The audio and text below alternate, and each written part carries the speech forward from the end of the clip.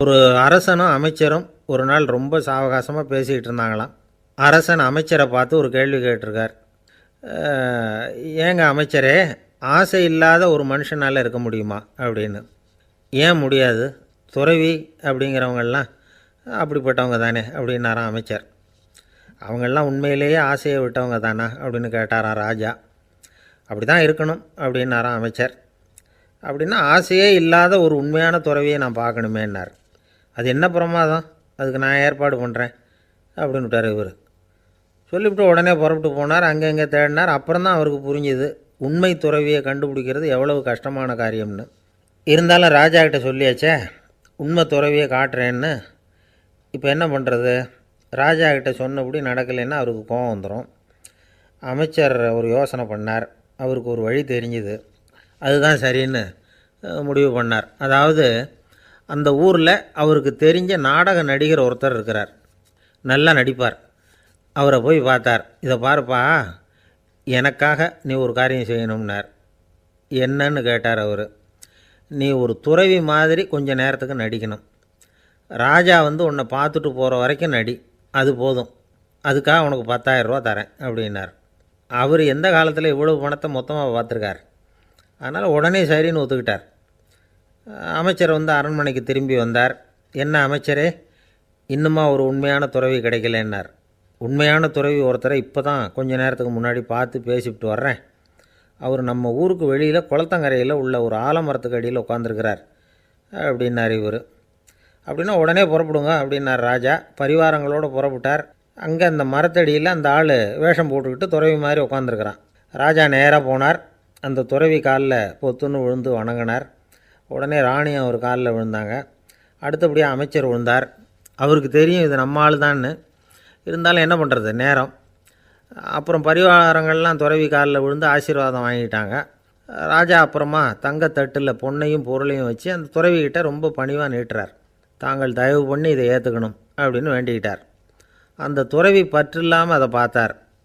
எல்லாத்தையும் திறந்துவிட்ட எனக்கு இதெல்லாம் எதுக்காக அப்படின்னு சொல்லி அதை மறுத்துட்டாராம்.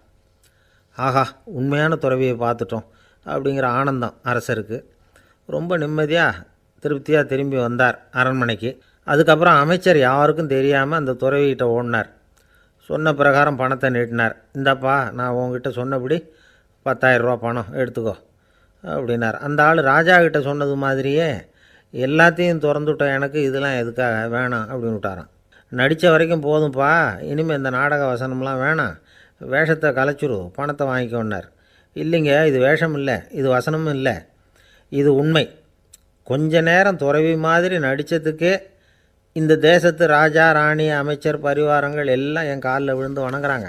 அப்படின்னா உண்மையான துறவியாக இருக்கிறது எவ்வளவு பெருமையான விஷயம். நான் உண்மையான துறவியாக ஆக போகிறேன், அப்படி முடிவும் பண்ணிட்டேன் அப்படின்னார் அந்த நடிகர். வேஷம் கூட எப்படிப்பட்ட விளைவுகளை உண்டு பண்ணுது பார்த்தீங்களா. நம்மால் ஒருத்தன் ரொம்ப வசதியாக தான் இருந்தான். ஒரு நாள் அவன் சொத்து பூரா திருட்டு போட்டுது. அதுக்கப்புறம் இவன் துறவி மாதிரி ஆகிட்டான். ஊர் ஊராக சுற்றினான். ஒரு குருநாதரை தேடி கண்டுபிடிச்சான். அவர்கிட்ட சீடனாக சேர்ந்துக்கிட்டான். அவனை பார்த்து ஒருத்தர் கேட்டார், நீ உண்மையான சீடன் தானான்னு. இல்லைங்க, சீடன் மாதிரி நடிச்சுக்கிட்டு இருக்கிறேன் அப்படின்னா. அது குரு துரோகம் இல்லையா அப்படின்னு கேட்டார் அவர். இல்லைங்க, நான் பண்ணது குரு துரோகம் இல்லை, என் குரு பண்ணது தான் துரோகம். என்னுடைய பணத்தை கொள்ளையடித்தது இவர் தான். அதை எங்கே வச்சுருக்காருன்னு கண்டுபிடிக்கிறதுக்காக தான் இவர்கிட்ட சீடனாக சேர்ந்துருக்கிறேன் அப்படின்னா. ஒரு ஆள் இருந்தான், நிறைய பணம் சம்பாதிச்சான். ஆனால் செலவு பண்ண மனசு வரல, கருமி. அவன் என்ன பண்ணான், சேர்த்த பணம் பூராவையும் ஒரு மரத்தடியில் புதைச்சி வச்சுருந்தான். வாரத்துக்கு ஒரு தடவை அந்த மரத்தடிக்கு வருவான். புதைச்ச இடத்த ஆவலோடு பார்த்துக்கிட்டு இருப்பான். அதுக்கப்புறம் போயிடுவான். அவ்வளவுதான். ஒரு நாள் ஒரு திருடன் வந்தான். இவன் புதைச்சி வச்சுருந்ததெல்லாம் எடுத்துகிட்டு போயிட்டான். இது தெரிஞ்சு போச்சு. அந்த கருமி புலம்ப ஆரம்பிச்சிட்டான். இவன் புலம்பலை கேட்டதும் அக்கம் பக்கத்தில் இருந்தவங்கெல்லாம் ஓடி வந்தாங்க. என்ன விஷயம்னு விசாரித்தாங்க. இவன் சொன்னான். ஒரு பெரியவர் கேட்டார், ஏன்ப்பா வாரம் இந்த இடத்த பார்க்குறதாக சொன்னியே, எப்போவாவது இதில் இருக்கிற பணத்தை எடுத்து செலவு பண்ணியிருக்கியா அப்படின்னு கேட்டார். நான் அப்பப்போ அதை பார்க்குறது தான் வழக்கம், அதை தொட்டதே இல்லைன்னு அவன். சரி, அப்படின்னா இப்போவும் நீ அதே மாதிரி வாரம் ஒரு தடவை இந்த இடத்த பார்த்துட்டு போகலாமே அப்படின்னாராம் அந்த பெரியவர். அதுவும் சரிதானே. எவ்வளவு காலமானாலும் அவன் அந்த பணத்தை எடுத்து செலவு பண்ண போகிறதில்ல. அப்படி இருக்கிறப்ப உள்ளே பணம் இருந்தாலும் ஒன்று தான், இல்லாமல் போனாலும் ஒன்று தான். இதிலேருந்து என்ன புரியுதுன்னா, ஒருத்தர்கிட்ட இருக்கிற பணத்தை கொண்டு அவர் பணக்காரரா ஏழையா அப்படின்னு முடிவு செய்கிறது சரியில்லை. அந்த செல்வத்தை அனுபவிக்கிற திறன், பயன்படுத்துகிற திறன், அதை வச்சு தான் அவர் ஏழையா பணக்காரரா அப்படிங்கிறத நிர்ணயம் பண்ணணும். அதுதான் சரி. செலவு பண்ண தெரியாதவன் சேகரம் பண்ணிகிட்டே இருக்கிறதுனால என்ன பிரயோஜனம்? தலைமுடியே இல்லாதவன் தாராளமாக சீப்புகளை வாங்கி சேகரம் பண்ணுறது மாதிரி தானே இது. சில சமயம் செலவு பண்ண நாம் தயாராக இருந்தால் கூட அந்த செல்வம் நமக்கு பயன்படுறதில்ல. அரேபியாவில் ஒரு நகை வியாபாரி விலை உயர்ந்த முத்துக்களை எல்லாம் அவர் வச்சு வியாபாரம் பண்ணிகிட்டு இருந்தார். அவர் ஒரு சமயம் ஒரு பாலைவனம் வழியாக போயிட்டுருக்கிறார் ஒட்டகத்தில். அப்போது திடீர்னு கடுமையான புயல் வீச ஆரம்பிச்சுட்டுது. திசை தவறி இவர் எங்கேயோ வந்துட்டார். கூட வந்தவங்களையும் காணலை, எங்கே போனாங்களோ தெரியல. இவர் ரொம்ப பயந்து போய் அங்கே எங்கேயுமா அலைஞ்சு திரியிறார். வழியே தெரியல, பசி கடுமையாயிட்டுது. ஒட்டகத்து முதுகில் ஒரு மூட்டை இருந்தது, அதை பிரித்து பார்த்தார். உள்ளே ஏதாவது இருக்கான்னு தேடி பார்க்குறார். அது வரைக்கும் கண்ணில் தட்டுப்படாத அபூர்வமான ஒரு பை கண்ணில் பட்டுது. ஆஹா, அதில் ஏதாவது சாப்பிட்றதுக்கு இருக்கும் அப்படின்னு நினச்சி ஆவலாக அதை பிரித்து பார்க்குறார். அந்த பையில் விலை உயர்ந்த முத்துக்கள் நிறைய இருந்துதான். அப்போ தான் அவர் நினச்சாராம், விலை உயர்ந்த முத்துக்கள் கூட சாப்பிட்றதுக்கு உணவாக முடியாது அப்படிங்கிறத புரிஞ்சுக்கிட்டாராம். எந்த நேரத்தில் எது நமக்கு தேவையோ அது நமக்கு தாராளமாக கிடைக்கணும். அப்படி அது கிடைக்கிறதுக்கு நம்மக்கிட்ட இருக்கிற செல்வம் பயன்படணும். அது நமக்கும் பயன்படலாம், நம்ம மூலமாக அடுத்தவங்களுக்கும் பயன்படலாம். அதுதான் செல்வத்தின் பயன். ஒரு மரத்தடியில் ஒருத்தன் உட்காந்து அழுதுகிட்டு இருந்தான். அந்த பக்கமாக வந்த இன்னொருத்தன் ஏப்பா அழுதுகிட்டு இருக்கிறேன்னு கேட்டான். இந்த இடத்துல தான் பூமிக்கு அடியில் பணம் இருக்குது, புதைச்ச இடம் தெரியல, அதான் அழறேன் அப்படின்னா. நல்லா ஞாபகப்படுத்திப்பார், எந்த இடத்துல புதைச்ச அப்படின்னு கேட்டான் இவன். அது எப்படி எனக்கு தெரியும், புதைச்சி வச்சிருக்கிறவன் நான் இல்லையே, எங்கள் எதிர்த்த வீட்டுக்காரன் அப்படின்னானா இவன். அந்த ஆள் என்னை கண்ணாப்புண்ணான்னு திட்டிவிட்டான் சார், அதை நினச்சா எனக்கு ரொம்ப வருத்தமாக இருக்குது அப்படின்னு சொல்லி கவலைப்பட்டார் ஒருத்தர். இதில் கவலைப்படுறதுக்கு என்ன இருக்குது அப்படின்னார் ஒரு பெரியவர். அவர் ஒரு மகான். என்ன சார் இப்படி சொல்கிறீங்க, ஒருத்தர் நம்ம பார்த்து திட்டுனா வருத்தமாக இருக்காதா அப்படின்னார். அது எப்படி வருத்தமாக இருக்கும், திட்டுறதுங்கிறது என்ன, அது வெறும் சத்தம் தானே அப்படின்னார் அந்த பெரியவர். நம்ம ஆளுக்கு தலையை பிச்சுக்கலாம் போல் இருந்தது. இருக்காது அப்படின்னா நமக்கே அப்படி தானே தோணுது. அந்த பெரியவர் சொல்கிறது ரொம்ப பெரிய விஷயம். அதை நாம் புரிஞ்சிக்க முயற்சி பண்ணலாம்னா நடைமுறை வாழ்க்கைக்கு அது ஒத்து வர்றது மாதிரி தெரிய மாட்டேங்குது. இருந்தாலும் அந்த பெரியவர் அதுக்கு என்ன தான் விளக்கம் கொடுக்குறாருன்னு பார்ப்போமே. ஒரு ரயில் போயிட்டுருக்கு, அதில் ஒரு சாது போயிட்டுருக்கார். அந்த ரயில் அவர் ஹரித்வாரம் போயிட்டுருக்கார். அவர் ரயிலில் ஏகப்பட்ட கூட்டம். நம்ம ஊர் ரயில் கேட்க வேணும், டிக்கெட் வாங்கிட்டு கொஞ்சம் பேர், வாங்காத கொஞ்சம் பேர். அது என்னத்துக்கு அனாவசியமாக டிக்கெட் அப்படிங்கிற நினப்பில் பாதி பேர். இந்த கூட்டத்துக்கு மத்தியில் அந்த சாதுவும் போயிட்டுருக்கிறார். உட்கார்றதுக்காக இருந்த இடத்துல ஒரு ஆள் படுத்துருக்கிறான், கொஞ்சம் முரட்டு ஆசாமி. அவன் கால் பக்கத்தில் கொஞ்சோண்டு இடம் பாக்கி இருந்தது. அந்த இடத்துல இந்த சாது உட்காந்துருந்தார். மெதுவாக உட்காந்துக்கிட்டார் போய். ஆனால் அந்த ஆள் ராத்திரி பூரா இவரை காலால் உதச்சிக்கிட்டே இருக்கிறான். அது இவருக்கு ரொம்ப அவமானமாக பட்டுது. அதனால் துக்கம் ஏற்பட்டுது. இருந்தாலும் அதை ஒரு மாதிரியாக சகிச்சுக்கிட்டே இவர் வந்து சேர்ந்தார். பொழுது விடிஞ்சது. அந்த சாது ஹரித்வார் வந்து சேர்ந்தார். அங்கே ஒரு பெரிய ஞானியை சந்தித்தார். ராத்திரி ரயிலில் அந்த ஆள் உதைச்சதையும் அதனால் தனக்கு ஏற்பட்ட துக்கத்தையும் இந்த சாது அந்த ஞானிகிட்ட சொன்னார். சொல்லிவிட்டு, ஏன் சுவாமி, எனக்கு துக்கம் ஏற்பட்டதே அது தப்பா அப்படின்னு கேட்டார். தவறு தான்னார் அந்த ஞானி. உனக்கு இன்னமும் தேக அபிமானம் போகலைங்கிறது தான் அது காட்டுது. அஷ்டாவக்கிரர் என்ன சொல்கிறார் தெரியுமா, உண்மையான ஞானி யாராவது தன்னை வந்தனை செய்தால் அதற்காக சந்தோஷப்பட மாட்டார், யாராவது நிந்தனை செய்தால் அதற்காக வருத்தப்பட மாட்டார் அப்படின்னு சொல்கிறார். நிந்தனைங்கிறது ஒரு ஒலி தான்.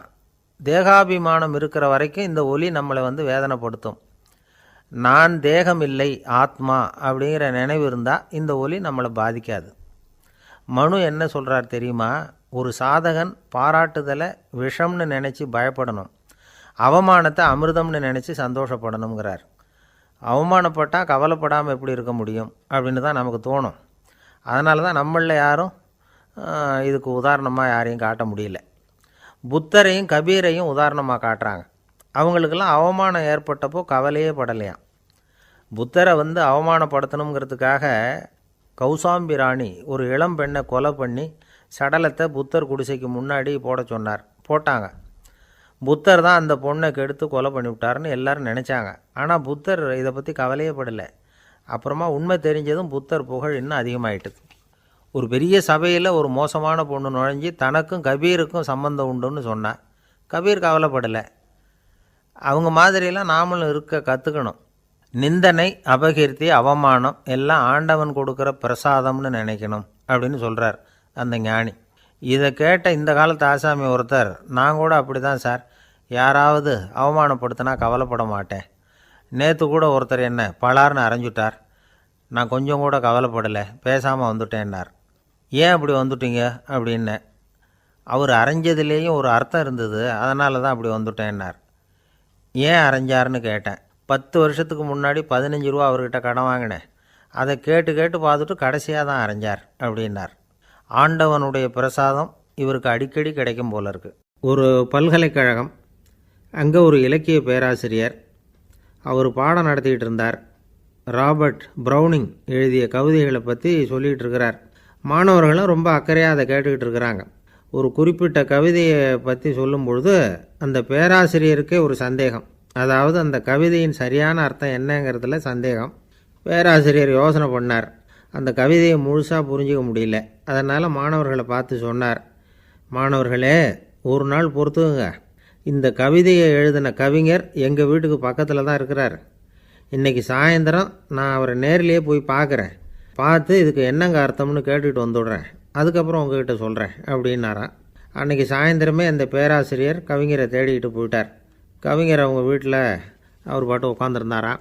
இவர் போய் அவர் முன்னாடி உட்காந்தார். அப்புறம் கேட்டார், ஐயா, அந்த கவிதையின் முழு பொருள் என்னன்னு தெரிஞ்சுட்டு போகிறதுக்காக வந்திருக்கிறேன் அப்படின்னாராம். எந்த கவிதை அப்படின்னாராம் அவர். இவர் அந்த கவிதையை சொல்லியிருக்கார். கவிஞர் கொஞ்சம் யோசனை பண்ணிவிட்டு அப்புறம் சொன்னாராம், பேராசிரியரே, நீங்கள் கொஞ்சம் தாமதமாக வந்துட்டீங்கன்னாராம். இவருக்கு ஒன்றும் புரியல. நீங்கள் என்ன சொல்கிறீங்க, நான் தாமதமாக வந்துட்டேன்னா? நீங்கள் தான் உயிரோடு இருக்கிறீங்களே, அப்படி இருக்கும்பொழுது நான் தாமதமாக வந்துட்டேன்னா அது எப்படி அப்படின்னு இவர் குழம்பியிருக்கிறார். இப்போ கவிஞர் சொன்னாராம், ஐயா, நான் உயிரோடு இருக்கிறேன்னா இல்லையாங்கிறது முக்கியம் இல்லை. நான் அந்த கவிதை வரிகளை எழுதினப்போ 2 பேருக்கு அதோட அர்த்தம் தெரிஞ்சிருந்தது. இப்போ ஒரே ஒருத்தருக்கு தான் அதோட அர்த்தம் தெரியும் அப்படின்னாராம். பேராசிரியர் யோசனை பண்ணியிருக்கார். அப்படின்னா அந்த ஒருத்தர் கவிஞர் ராபர்ட் ப்ரௌனிங்கை தவிர வேறு யாராக இருக்க முடியும்? இவர் தான் அப்படிங்கிறத அவர் மனசில் நினச்சிக்கிட்டார். அதனால் சொன்னார், ஐயா, நான் தாமதமாக வரல, அந்த கவிதையின் பொருள் என்ன அது சொல்லுங்கன்னார். பேராசிரியரே, நான் சொல்கிறது உங்களுக்கு புரியலைன்னு நினைக்கிறேன். நான் இந்த வரிகள் எழுதினப்போ 2 பேருக்கு அதோட அர்த்தம் தெரிஞ்சிருந்தது. அந்த 2 பேர் யாருன்னா, ஒருத்தர் ராபர்ட் ப்ரௌனிங், அதாவது நான், இன்னொருத்தர் கடவுள். இப்போ அது கடவுளுக்கு மட்டும்தான் தெரியும். நானே இதை பற்றி பல தடவை யோசனை பண்ணி பார்த்தேன். இது ரொம்ப அழகானது, ஆனாலும் ரொம்ப வழுக்கலானது. அதை பிடிச்சிட்டோம்னு நினச்சிக்கிட்டு இருக்கும் பொழுதே காற்று மாதிரி அது உங்ககிட்ட இருந்து ஓடி போயிடுது. எனக்கு ரொம்பவும் வருத்தமாக தான் இருக்குது. நிச்சயமாக நான் தான் இந்த வரிகளை எழுதியிருக்கிறேன்.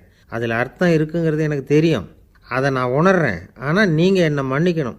எனக்கே கூட அதை என்னால் விளக்க முடியல. அப்படி இருக்கும் பொழுது உங்களுக்கு எப்படி அதை நான் விளக்க முடியும் அப்படின்னாரா அந்த கவிஞர். அனுபவிக்கப்படக்கூடிய எல்லாமே விளக்கப்படக்கூடிய ஒன்றல்ல, விளக்கப்படும் எல்லாமே அனுபவிக்கப்படக்கூடிய ஒன்றல்ல அப்படிங்கிறது ஞானிகளுடைய கருத்து. அதுக்காக தான் அந்த சம்பவம். வாழ்க்கையில் நீங்கள் தொடர்ந்து ஆய்வு செய்து கொண்டே இருக்கக்கூடிய விளக்கங்களை ஒருபோதும் அடைய முடியாத பரிமாணங்கள் இருக்கிறதுனால தான் அது அலுப்பு தட்டாமல் இருக்குது. உங்களால் நிறைய அனுபவிக்க முடியும். இருந்தாலும் நீங்கள் அனுபவித்து அறிந்த விஷயங்கள் கூட வார்த்தைகளால் விளக்கப்பட முடிவதில்லை அப்படிங்கிறது பெரியோர் சிந்தனை. இதெல்லாம் ஒரு பக்கம் இருக்கட்டும். நமக்கு தெரிஞ்ச பேராசிரியர் ஒருத்தர் 1 மணி நேரம் ரொம்ப விவரமாக வகுப்பு எடுத்தார். கடைசியாக சொன்னார், மாணவர்களே, ரொம்பவும் எளிமையாக விளக்கமாக எல்லா விவரமும் சொல்லியிருக்கிறேன். அதனால் இதில் உங்களுக்கு சந்தேகம் வர்றதுக்கு வாய்ப்பே இல்லை. இருந்தாலும் கேட்க வேண்டிய கடமை கேட்குறேன். இது வரைக்கும் நடத்தினதில் யாருக்காவது ஏதாவது சந்தேகம் உண்டா அப்படின்னு கேட்டாராம். எனக்கு ஒரே ஒரு சந்தேகம்தான் சார் அப்படின்னு எழுந்திரிச்சு நிற்கிறான் ஒருத்தன். என்னன்னு கேட்டாராம். இது வரைக்கும் நீங்கள் என்ன பாடம் சார் நடத்துனீங்க அப்படின்னானா அவன். அம்மாக்காரங்களுக்கு அடிக்கடி ஏற்படுற கவலை ஒன்று உண்டு. அதாவது குழந்தை சரியாக சாப்பிட மாட்டேங்குதே அப்படிங்கிற கவலை. இவங்கெல்லாம் ஒரு விஷயத்தை நல்லா புரிஞ்சுக்கணும்.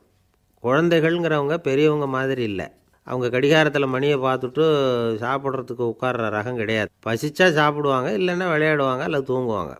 அது புரியாமல் அவங்கள கட்டாயப்படுத்தி அல்லது மிரட்டி சாப்பிட வைக்கிறது ரொம்ப தப்பு.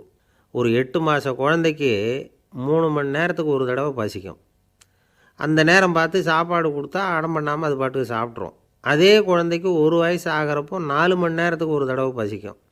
இந்த வயசில் இயற்கையாகவே பசி குறைஞ்சிருக்கும். அது புரியாமல் என் குழந்தை முன்னாடி மாதிரி இப்போ சரியாக சாப்பிட மாட்டேங்கிறான் அப்படின்னு சில பேர் டாக்டர்கிட்ட போய் சொல்லிக்கிட்டு இருப்பாங்க. இன்னொரு விஷயம், ஒரு குழந்தைக்கு வயசு அதிகமாகிற வேகத்துக்கு உடம்பு எடையும் அதிகமாகிக்கிட்டே போகாது.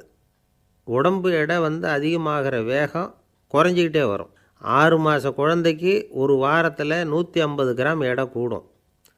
ஒரு வயசில் வாரத்துக்கு 71 கிராம் எடை கூடும். இது புரியாமல் அதிகமாக சாப்பாட்டை கொடுத்து குழந்தைய கஷ்டப்படுத்தக்கூடாது.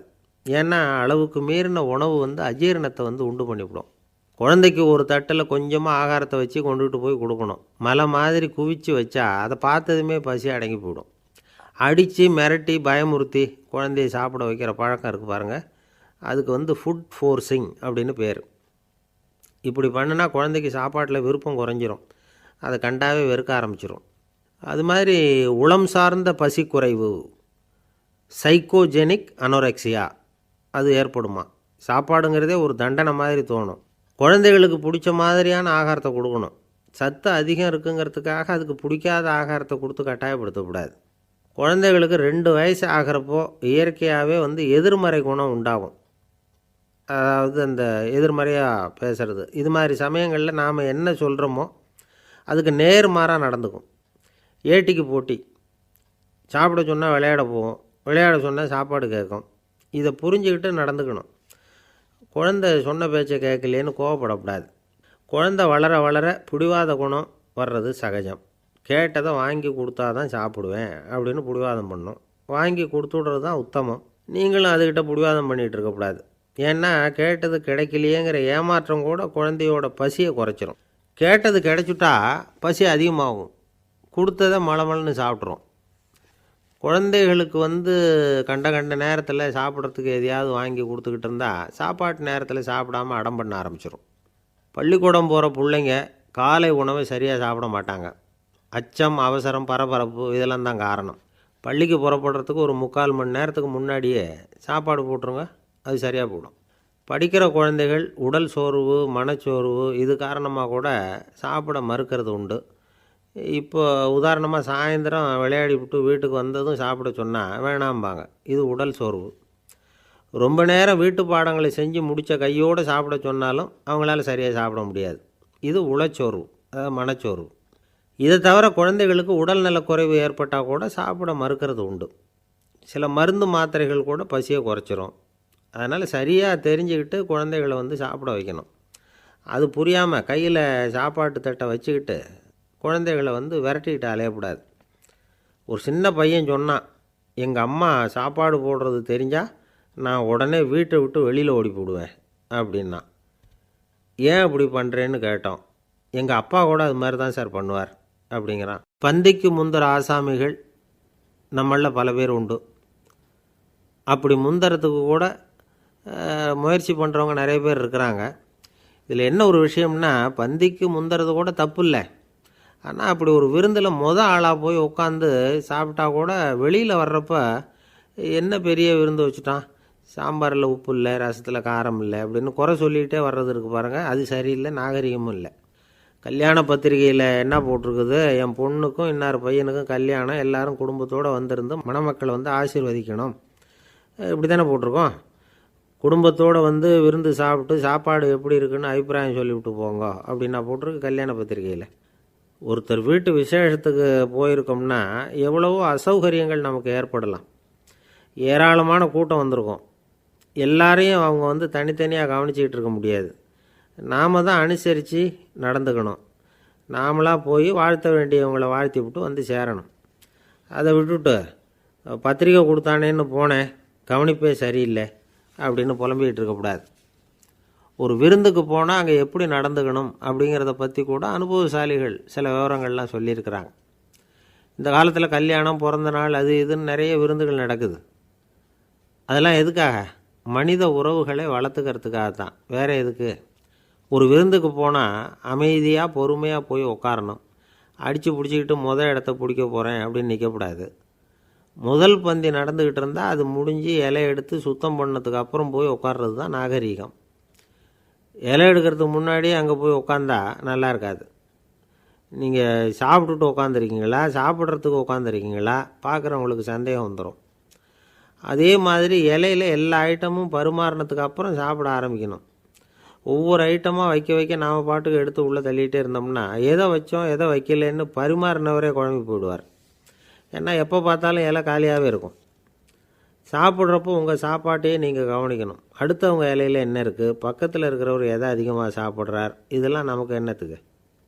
எல்லோரும் சாப்பிட்டு முடிக்கிற வரைக்கும் பொறுமையாக இருக்கிறது தான் நல்லது. நீங்கள் மட்டும் திடீர்னு பாதியில் எழுந்திரிச்சு பக்கத்தில் இருக்கிறவங்களுக்கு சங்கடமாக இருக்குமேங்கிறதெல்லாம் யோசிக்காமல் நீங்கள் பாட்டு எழுந்திரிச்சு போகக்கூடாது. பக்கத்தில் உள்ளவங்க உங்களை எழுந்திரிக்க சொன்னால் எழுந்திரிச்சு போகலாம். விருந்துகளில் சாப்பாட்டை வீணாக்கிறதே ஒரு நாகரிகமாக போட்டுது இந்த காலத்தில். சாப்பாட்டுக்கே கஷ்டப்பட்டுக்கிட்டு பல பேர் இந்த உலகத்தில் இருக்கிறப்போ சாப்பாட்டை வீணாக்கிறது எவ்வளோ பெரிய மோசங்கிறத நினச்சி பார்க்கணும். வேணுங்கிற அளவுக்கு கேட்டு வாங்கி சாப்பிட்றது தான் முறை. விருந்தில் இந்த பஃபே அப்படின்னு சொல்லி ஒரு முறை சொல்கிறாங்கல்ல, அதாவது உணவு வகைகளையெல்லாம் பொதுவாக ஒரு இடத்துல வச்சுடுறது, நமக்கு தேவையானதை நாமே எடுத்து ஒரு தட்டில் போட்டுக்கிட்டு சாப்பிட வேண்டியது. இதில் கூட சில பேர் தேவைக்கு அதிகமாக எடுத்து போட்டுக்கிட்டு வீணாக்குறாங்க. சில சமயம் கடைசியாக சாப்பிட போகிறவங்களுக்கு எல்லா ஐட்டமும் கிடைக்காம போகலாம். அதை போய் பெருசு பண்ணிகிட்டு இருக்கக்கூடாது. என்ன சார் இந்த அளவுக்கு கூடவா நாகரிகம் தெரியாமல் இருக்கிறோம், இதை போய் பெருசாக சொல்ல வந்துட்டீங்களே அப்படின்னு நினைக்கலாம். ஒருத்தர் 2 பேருக்கு இந்த விவரம் தேவைப்படலாம். அவங்க காதலையும் இது விழட்டுமேங்கிறதுக்காக தான் இது. ஒரு பெரிய கல்யாண விருந்து நடந்துக்கிட்டு இருந்தது. விருந்து மண்டபத்து வாசலில் ஒருத்தர் நின்றுக்கிட்டு வர்றவங்களையெல்லாம் ரொம்ப மரியாதையாக வணங்கி உள்ளே அனுப்பி வச்சுக்கிட்டு இருந்தார். எப்படி தெரியுமா? வர்றவங்க கையெல்லாம் பிடிச்சி முத்தம் கொடுத்து அதுக்கப்புறம் உள்ளே அனுப்பி வச்சுக்கிட்டு இருந்தாராம். கூட்டம்லாம் முடிஞ்சதுக்கப்புறம் அவர்கிட்ட போய் கேட்டிருக்கிறாங்க, சார் நானும் எவ்வளவோ விருந்துகளுக்கு போயிருக்கிறேன், இருந்தாலும் இவ்வளவு மரியாதையாக வர்றவங்க கைக்கெல்லாம் முத்தம் கொடுத்து வரவேற்கிறத இங்கே தான் பார்க்குறேன் அப்படின்னு சொன்னாங்க.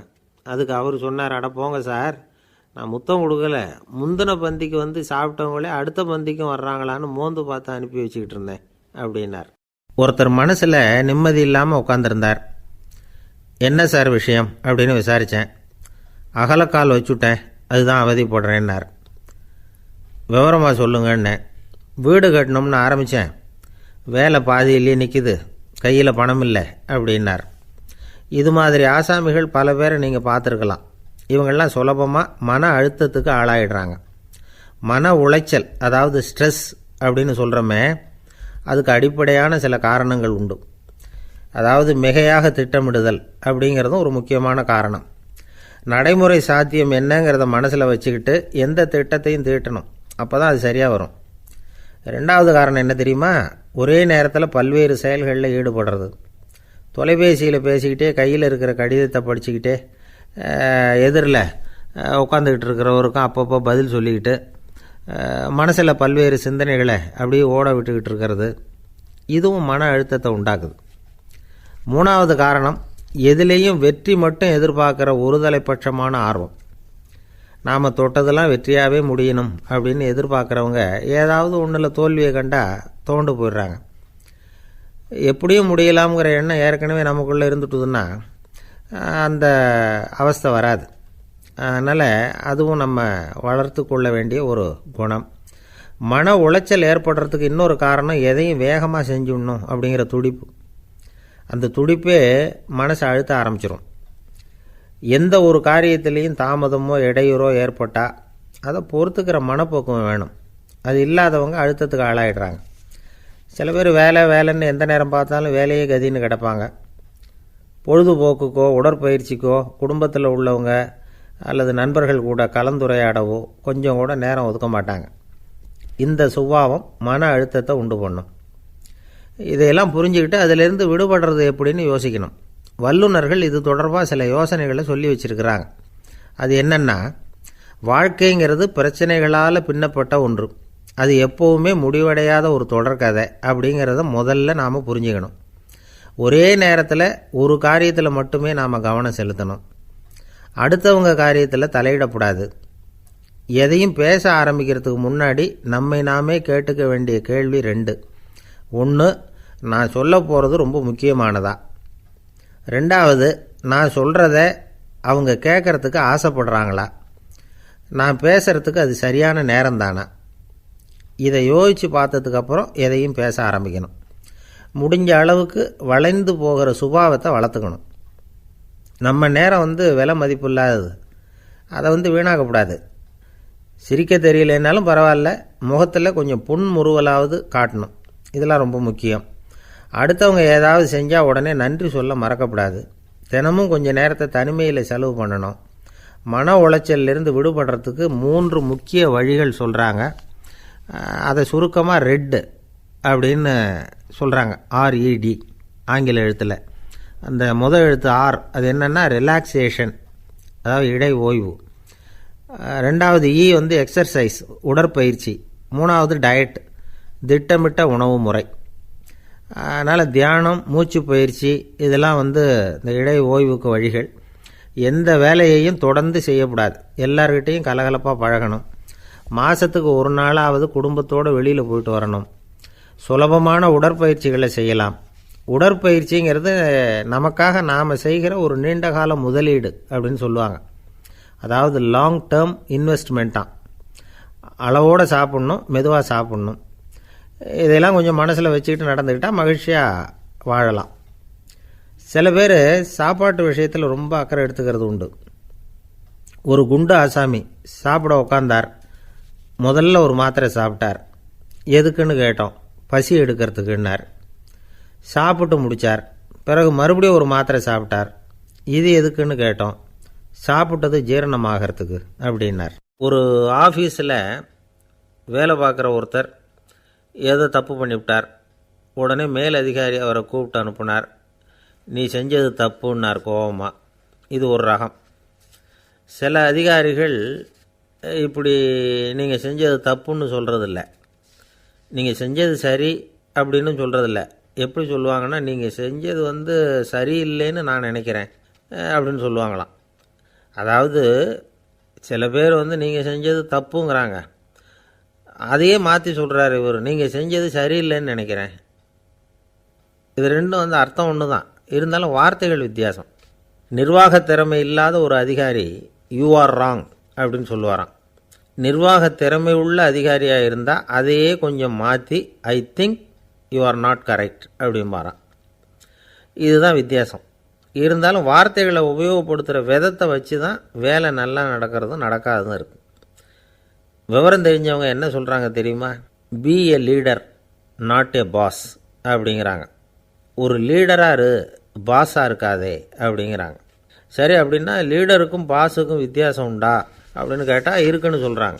லீடருங்கிறவர் வேறு, பாஸுங்கிறவர் வேறு. ஒரு லீடர் எப்படி நடந்துக்குவார், ஒரு பாஸ் எப்படி நடந்துக்குவார், இதை முதல்ல நாம் தெரிஞ்சுக்கணும். அவங்க எப்படி நடந்துக்குவாங்க அப்படிங்கிறதுக்கு சில விவரங்கள் இருக்குது. அதை கேட்டோம்னா நாம் புரிஞ்சுக்கலாம் அதை. அதாவது பாஸுங்கிறவர் விரட்டிக்கிட்டே இருப்பார், லீடருங்கிறவர் ஊக்கப்படுத்திக்கிட்டே இருப்பார். நாளைக்கு சாயந்தரத்துக்குள்ளே அந்த வேலையை செஞ்சு முடிக்கலைன்னா தொலைச்சி விடுவோம் தொலைச்சி அப்படிம்பார் அவர். இவர் எப்படி சொல்லுவார்னா, இது வரைக்கும் நீங்கள் செஞ்சுருக்கிற வேலை ரொம்ப அற்புதம் அப்படிம்பார். பாஸுங்கிறவர் அதிகாரத்தை நம்பி செயல்படுறவர், லீடருங்கிறவர் நல்லெண்ணத்தை நம்பி செயல்படுறவர். நம்மக்கிட்ட அதிகாரம் இருக்குது, பவர் இருக்குது, அதனால் காரியத்தை சாதிச்சுடலாம் அப்படின்னு நினைக்கிறவர் அவர். மற்றவங்கக்கிட்ட ஒரு நல்ல அபிப்பிராயத்தை சம்பாதிச்சுக்கிட்டு அது மூலமாக காரியங்களை சாதிக்கிறவர் இவர். பாஸுங்கிறவர் பயத்தை உண்டு பண்ணுவார், லீடருங்கிறவர் அன்பை பரவ செய்வார். அதை செய்யலைன்னா ஆடிட்டில் தகராறாயிடும், இது செய்யலைன்னா இன்க்ரிமெண்ட்டு கட் ஆகிடும், இப்படி ஏதாவது சொல்லி பயமுறுத்திக்கிட்டே இருப்பார் அவர். இவர் அப்படி இல்லை.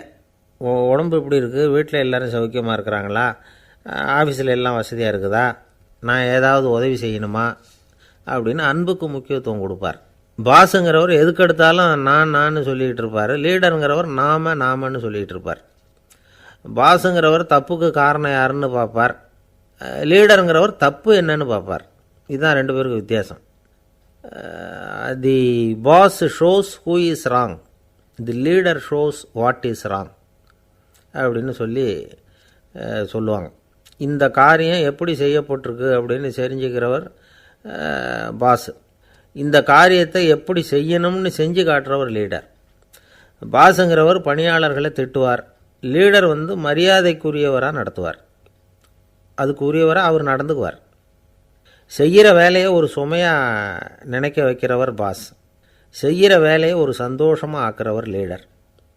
ஒரு முதலாளியாக இருக்கிறவர் அல்லது ஒரு நிர்வாகியாக இருக்கிறவர் இது மாதிரியான நுணுக்கங்களையெல்லாம் தெரிஞ்சு வச்சுக்கிறது நல்லது. ஒரு பாஸ் இருக்கார், அவர் ஒரு நாள் ரொம்ப பெருமையாக தன்னோட ஆஃபீஸை பற்றி பேசிக்கிட்டு இருந்தார்.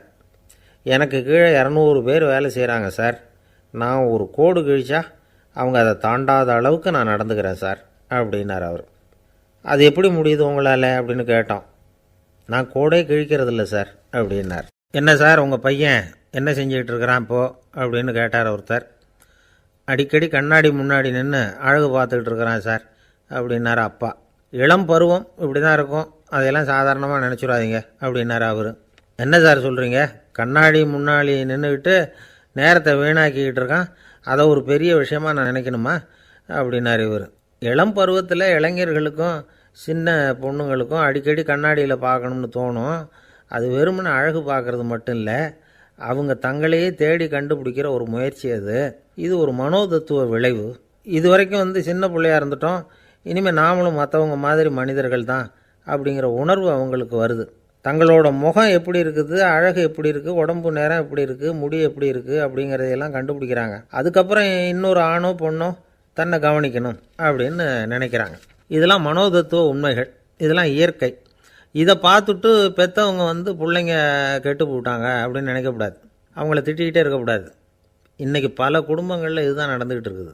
மனுஷ வாழ்க்கையிலேயே இப்படியும் இல்லாத அப்படியும் இல்லாத ஒரு பருவம் இளம் பருவம். 13லேருந்து 19 வயசுக்கு உட்பட்ட ஆண்கள் பெண்கள் இந்த வகையை சேர்ந்தவங்க, டீனேஜ் குரூப்.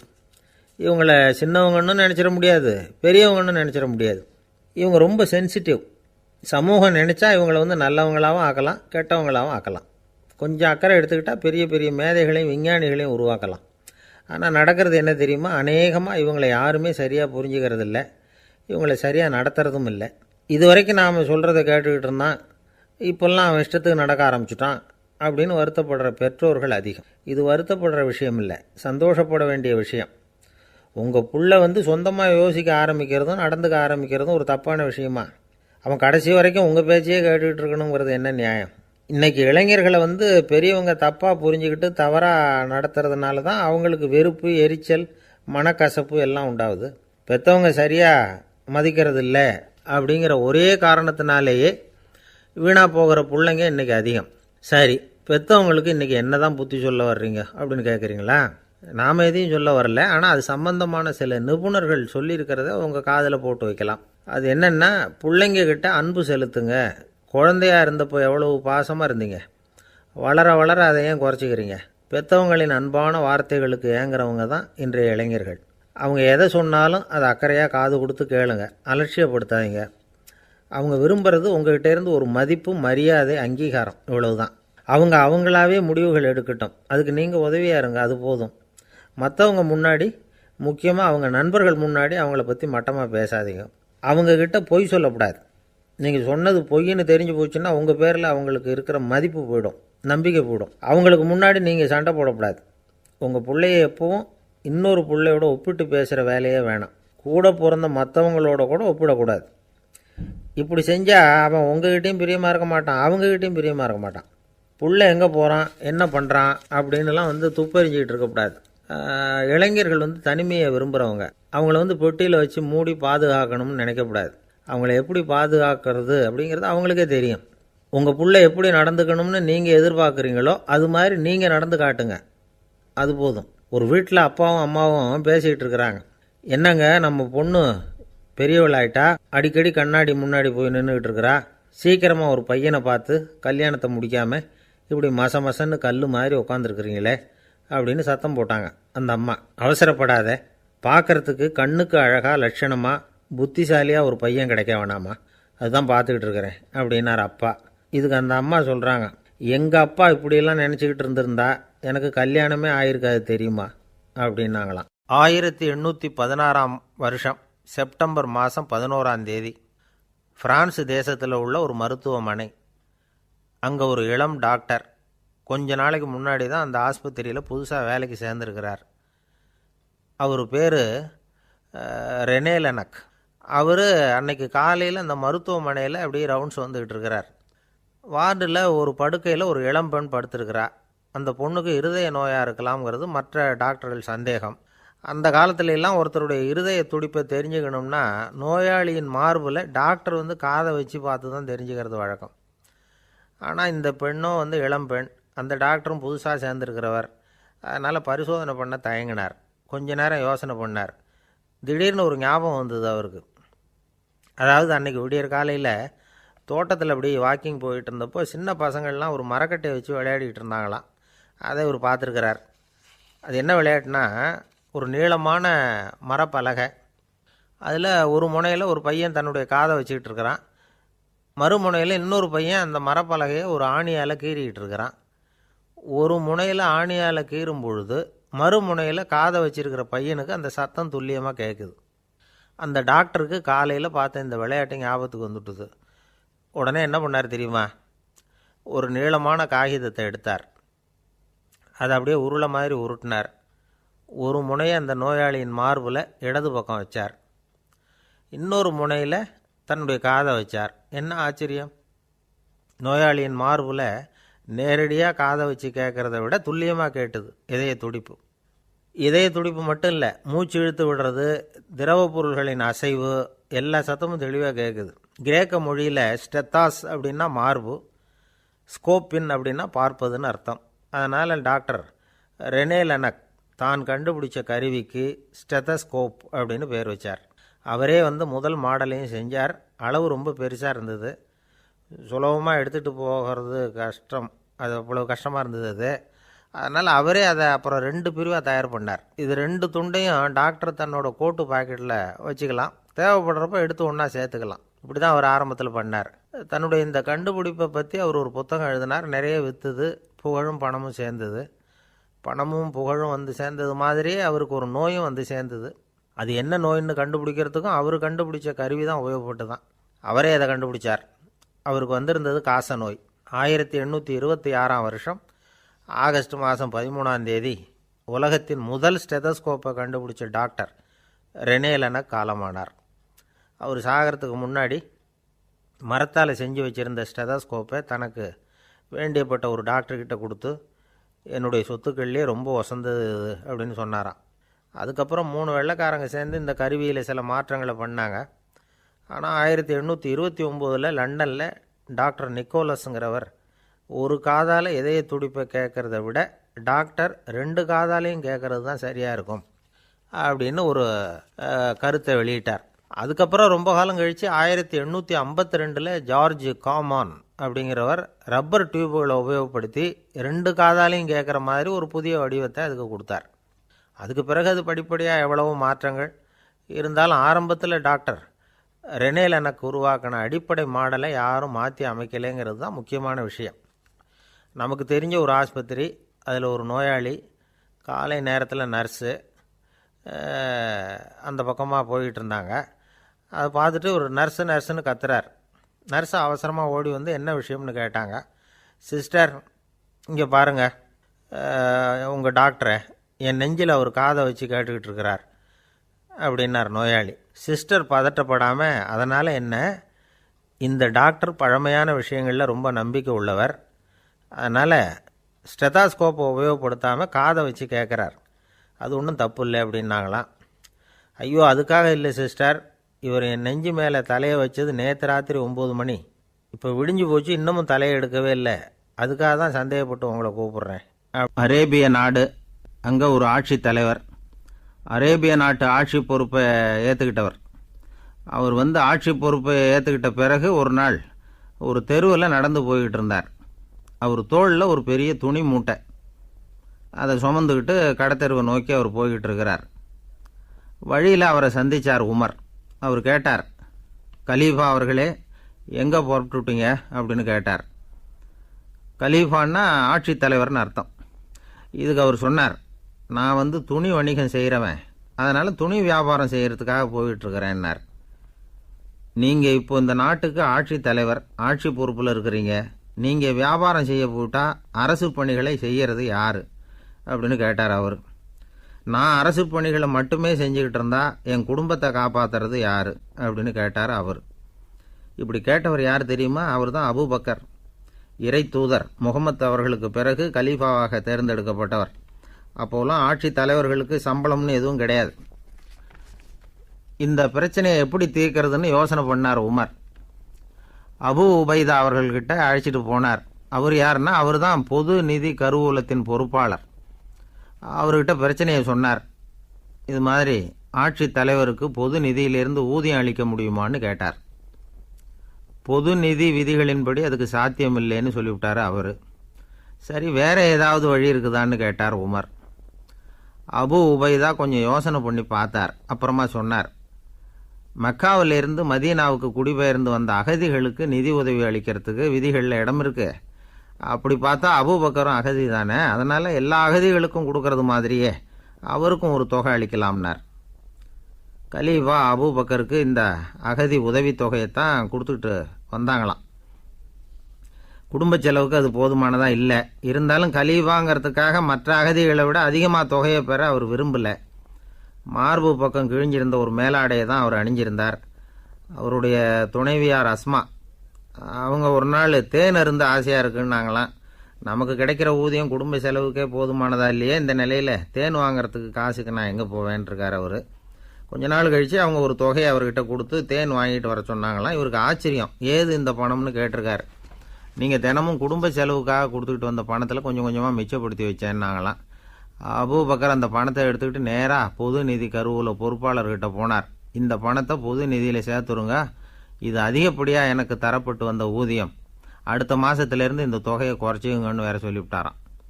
பசியை தணிக்க தேவையான அளவு உணவு, ஒரு ஜோடி உடை, இதை தவிர கூடுதலாக மக்கள் பொது நிதியிலிருந்து வாங்கிக்கிறதுக்கு என் குடும்பத்தாருக்கு உரிமை இல்லை அப்படின்னு சொல்லி கண்டிப்பாக சொல்லிவிட்டாராம். அவர் வாங்கிட்டு வந்த அந்த குறைந்த ஊதியம் கூட அவர் மனசை உறுத்திக்கிட்டே இருந்தது. கடைசி நேரம் அவர் தம்முடைய மகள் ஆயிஷா அவர்களை அழைச்சார். மகளே, இதுவரைக்கும் பொது நிதியிலிருந்து நான் வாங்கிட்டு வந்த தொகை என்னுடைய இதயத்தில் பாரமாக அழுத்திக்கிட்டு இருக்கு. என் தோட்டத்தை விற்று அதில் வர்ற பணத்திலேருந்து நான் இதுவரைக்கும் வாங்கிட்டு வந்த ஊதிய தொகையை கணக்கு போட்டு பொது நிதியில் சேர்த்துவிடு அப்படின்னாராம். பதவி ஏற்கிறதுக்கு முன்னாடி தன்கிட்ட இருந்ததை விட இப்போ கூடுதலாக என்ன சொத்து இருக்குன்னு பார்த்துருக்கார். ஒரு ஒட்டகம், ஒரு கோப்பை, ஒரு பணியாள். இதையும் அடுத்தபடியாக கலீஃபாவா வர்றவர்கிட்ட ஒப்படைச்சிருங்க அப்படின்னு விட்டாராம். அதே மாதிரி அடுத்து வந்த உமர்கிட்ட ஒப்படைச்சாங்க. அப்போ உமர் சொன்னாராம், அபூபக்கரே, இந்த முன்மாதிரியால் உங்களுக்கு பிறகு இந்த ஆட்சி பொறுப்பை ஏற்கிறவர்களை பெரும் நெருக்கடிக்கு ஆளாகி விட்டீங்க அப்படின்னு சொல்லி ரொம்ப கண் கலங்கினாராம். கடைசியாக அபூபக்கர் தன்னுடைய குடும்பத்தாருக்கு விட்டு சென்ற சொத்து ஒரு படுக்கை விரிப்பு, ஒரு போர்வை, அவ்வளவுதான். இது சிந்திக்க வேண்டிய ஒரு செய்தி. ஒரு ஊரில் ஒரு மன்னர் இருந்தாராம். அமைச்சர் அவர்கிட்ட சொன்னாராம், மன்னா, நம்ம ராஜ்யத்தில் இனிமே லஞ்ச ஊழலே இருக்காதுன்னாராம். ஆஹா, அப்படின்னா ஊழல் பேர் வழிகளையெல்லாம் நாடு கடத்தியாச்சா அப்படின்னு கேட்டிருக்காரு மன்னர். இதுக்கு அவர், அப்படி இல்லைங்க, இனிமே கொடுக்கறதுக்கு ஜனங்கள்கிட்ட பணமே இல்லை. இந்த உலகத்தில் எல்லாருக்கும் மகிழ்ச்சி தரக்கூடிய ஒரு பொருள் எது? இது ஒரு முக்கியமான கேள்வி. இந்த கேள்விக்கு பொருத்தமான ஒரு பதிலை உங்களால் சொல்ல முடியுமா? அதாவது கொஞ்சம் யோசித்து பார்த்தா பணம்னு சொல்லலாமா? இப்போ கையில் காசு இல்லாதவங்ககிட்ட ஒரு 10 ரூபாயை கொடுத்தா அது அவனுக்கு சந்தோஷத்தை கொடுக்கும். ஏற்கனவே வருமான வரி பிரச்சனையில் சிக்கி இருக்கிறவர்கிட்ட இன்னும் கொஞ்சம் பணம் இந்தாங்கன்னு சொல்லி கொடுத்தோம்னா அது அவருக்கு சங்கடத்தை தான் கொடுக்கும். அதனால் அந்த கேள்விக்கு பணங்கிறது பொருத்தமான பதிலாக இருக்க முடியாது. கேள்வி என்னன்னா, இந்த உலகத்தில் எல்லாருக்கும் மகிழ்ச்சி தரக்கூடிய ஒரு பொருள் எது? சரி, இனிப்புன்னு சொல்லலாமா? ஏன்னா எல்லாருக்கும் இனிக்க தானே செய்யும். அதுலேயும் ஒரு சிக்கல் இருக்குது. சர்க்கரை வியாதிக்காரங்களுக்கு அது என்ன சந்தோஷத்தையாக கொடுக்கும்? ஆக எல்லாருக்கும் வேறுபாடு எதுவும் இல்லாமல் மகிழ்ச்சியை கொடுக்கக்கூடியது வேறு ஏதோ ஒன்று இருக்குது. அது என்னன்னு கண்டுபிடிக்கணும். அதுதான் இன்றைக்கி தகவல். இப்போ அதை கண்டுபிடிக்கணும்னா இந்த கதையை கேட்கணும். அது என்ன கதைன்னா, ஒரு ஊரில் ஒரு ராஜா இருந்தார். அவருக்கும் இதே சந்தேகம் வந்துட்டுது. அதாவது எல்லாருக்கும் இன்பம் தரக்கூடிய பொருள் எது அப்படின்னு. இதுக்கு பதில் தெரிஞ்சுக்கிறதுக்கு ஆசைப்பட்டார். சரி, அதுக்கு என்ன செய்யலாம்னு யோசனை பண்ணார். நாட்டு மக்களுக்கு பகிரங்கமாக ஒரு அறிவிப்பு கொடுத்தார். நம்ம நாட்டு மக்கள் இன்பம் தரக்கூடிய பொருள் எதுன்னு நினைக்கிறாங்களோ அதை கொண்டுக்கிட்டு வந்து அரண்மனையில் உள்ள கண்காட்சி மண்டபத்தில் வைக்கலாம்.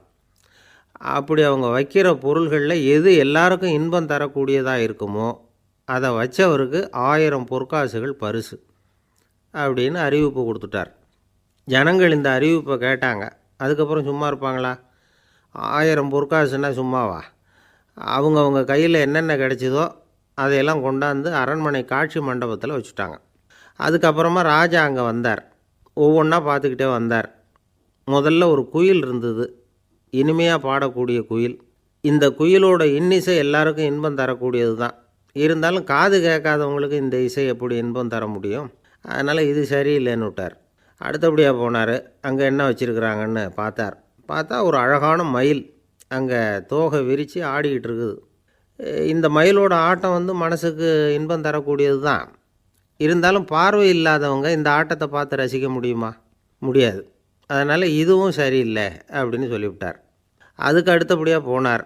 பல வகையான இனிப்பு பண்டங்களை வச்சுருந்தாங்க. பார்த்தார். வயசானவங்களுக்கும் நோயாளிகளுக்கும் இது இன்பம் தராது, துன்பம்தான் கொடுக்கும் அப்படின்னார். இப்படி ஒவ்வொன்றா பார்த்துக்கிட்டே போகிறார். அழகான மலர்கள், கனிகள், ஓவியங்கள் எதுவுமே பொருத்தமாக தெரியல. சகல பேருக்கும் இன்பம் தரக்கூடிய வகையில் எதுவும் இல்லை. கடைசியாக வந்தார். அங்கே ஒரு களிமண் பொம்மை இருந்தது. அது என்ன பொம்மை தெரியுமா? பசியால் வாடி இருக்கிற ஒருத்தருக்கு ஒரு அம்மா இனிமையாக பேசிக்கிட்டு சோறு போடுறது மாதிரி அந்த பொம்மையை செஞ்சுருந்தாங்க. அதுக்கு கீழே அன்பு அப்படின்னு எழுதியிருந்துதான். ராஜா பளிச்சுன்னு ஒரு முடிவுக்கு வந்தார். அந்த பொம்மையை செஞ்ச சிற்பியை வரவழைச்சார், பரிசு கொடுத்தார். அன்பு ஒன்று தான் எல்லாருக்கும் இன்பம் அளிக்கக்கூடிய பொருள். காது கேட்காதவங்களும் அதை கேட்க முடியும், பார்வை இல்லாதவங்களும் அதை பார்க்க முடியும், குழந்தைகளும் அதை உணர முடியும் அப்படின்னு அதுக்கு விளக்கம் கொடுத்தார் அந்த மன்னர். இந்த உலகத்தில் எல்லாருக்கும் மகிழ்ச்சி தரக்கூடிய ஒரு பொருள் அன்பு தான். அதை புரிஞ்சுக்கிட்டு தான் சில கணவன்மார்கள் மனைவி பேரில் ரொம்ப அன்பை காட்டிக்கிறது வழக்கம். ஒரு வீட்டு வாசப்படி பக்கமாக மழைக்கு ஒதுங்கினார் ஒருத்தர். மழை தூரிக்கிட்டு இருந்தது, இருட்டு நேரம். அந்த வீட்டில் இருந்தவர், இன்றைக்கி ராத்திரி வேணும்னா இங்கேயே தங்கிட்டு காலையில் போங்க அப்படின்னார். உடனே இவர் சொன்னார், ரொம்ப நன்றிங்க, ஒரு 10 நிமிஷத்தில் இதை வந்துவிடுறேன் அப்படின்னு சொல்லிவிட்டு எங்கேயோ ஓடினார். 10 நிமிஷம் கழித்து திரும்பி வந்தார். ஆமாம், எங்கே போயிட்டு வந்தீங்கன்னு கேட்டார் வீட்டில் இருந்தவர். நேராக எங்கள் வீட்டுக்கு போய் மனைவிக்கிட்ட இன்றைக்கி ராத்திரி இங்கேயே தங்கிக்கிறேன்னு சொல்லிவிட்டு வந்துவிட்டேன் அப்படின்னார் அவர். அன்பில் இது ஒரு ரகம். ஆசைப்படுறதில் தப்பு இல்லை, ஆனால் அந்த ஆசை தேவைக்கு தகுந்த மாதிரி இருக்கணும். தேவைக்கு மீறிய ஆசைகள் இருக்குது பாருங்கள், அது தேவையில்லை. இந்த கருத்தை வலியுறுத்தது மாதிரி ஒரு கதை உண்டு. தேவேந்திரனுக்கு திடீர்னு வீடு கட்டணும்னு ஒரு ஆசை வந்துதான். வீடுன்னா நாம் கட்டுற மாதிரி இல்லை. தேவேந்திரன் வீடுன்னா சும்மாவா? ஒரு பிரம்மாண்டமான அரண்மனை கட்டணும். அது மாதிரி இந்த 3 லோகத்துலேயும் ஒரு அரண்மனை கிடையாது அப்படின்னு எல்லாரும் சொல்லணும். இது அவனோட ஆசை. உடனே தேவ தச்சரான விஸ்வகர்மாவை கூப்பிட்டான், உத்தரவு போட்டான். விஸ்வகர்மா தன்னுடைய உதவியாளர்களை எல்லாம் கூப்பிட்டு ஒன்றா சேர்த்துக்கிட்டார். படாத பாடுபட்டு ஒரு பெரிய அரண்மனையை கட்டி முடித்தார். கட்டி முடிக்க 1000 வருஷம் ஆச்சு. தேவேந்திரன் பார்க்குறான். அவனுக்கு திருப்தி ஏற்படலை. என்னுடைய அந்தஸ்துக்கு இது ரொம்ப சாதாரணமான கட்டிடம், இதை விட இன்னும் பெருசாக கட்டு அப்படின்னா. தேவ தச்சர் திணறி போயிட்டார். அவரால் அதுக்கு மேலே எதுவும் செய்ய முடியல. என்ன பண்ணுறதுன்னு யோசனை பண்ணார். நேராக நாரதர் காலில் போய் விழுந்தார். நீங்கள் தான் என்னை இந்த பிரச்சனையிலேருந்து காப்பாற்றணும்னார். நாரதர் யோசனை பண்ணார். சரி, கவலைப்படாதேன்னார். நேராக இந்திரன்கிட்ட போனார். இந்திரன் நாரதரை பார்த்த உடனே வாங்கன்னு கூட்டிகிட்டு போய் அரண்மனையை காட்டினான். இது மாதிரி ஒரு அரண்மனையை நீங்கள் வேறு எங்கேயாவது பார்த்துருக்குறீங்களா அப்படின்னு ரொம்ப பெருமையாக கேட்டான். நான் பார்த்ததில்லை, ஆனால் என்னை விட வயசில் மூத்தவர் மகரிஷி லோமேசர், அவர் ஒரு வேளை பார்த்துருக்கிறாரா என்னமோ அப்படின்னார். உடனே அவரை மனசில் நினச்சி தியானம் பண்ணினார். அடுத்த கணம் லோமேசர் அங்கே வந்தார். இடையில் ஒரு சின்ன துண்டு, கையில் ஒரு கமண்டலம், தலையில் ஒரு பாய், அவ்வளவுதான் அவர்கிட்ட இருந்தது.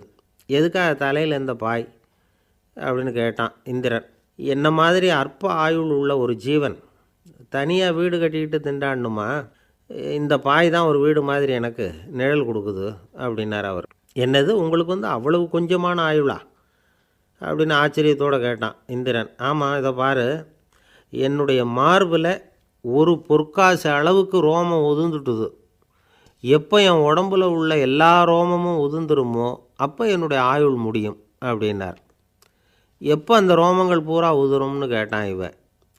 ஒரு பிரம்மா மறைஞ்சதும் ஒரு ரோமம் உதிரும்.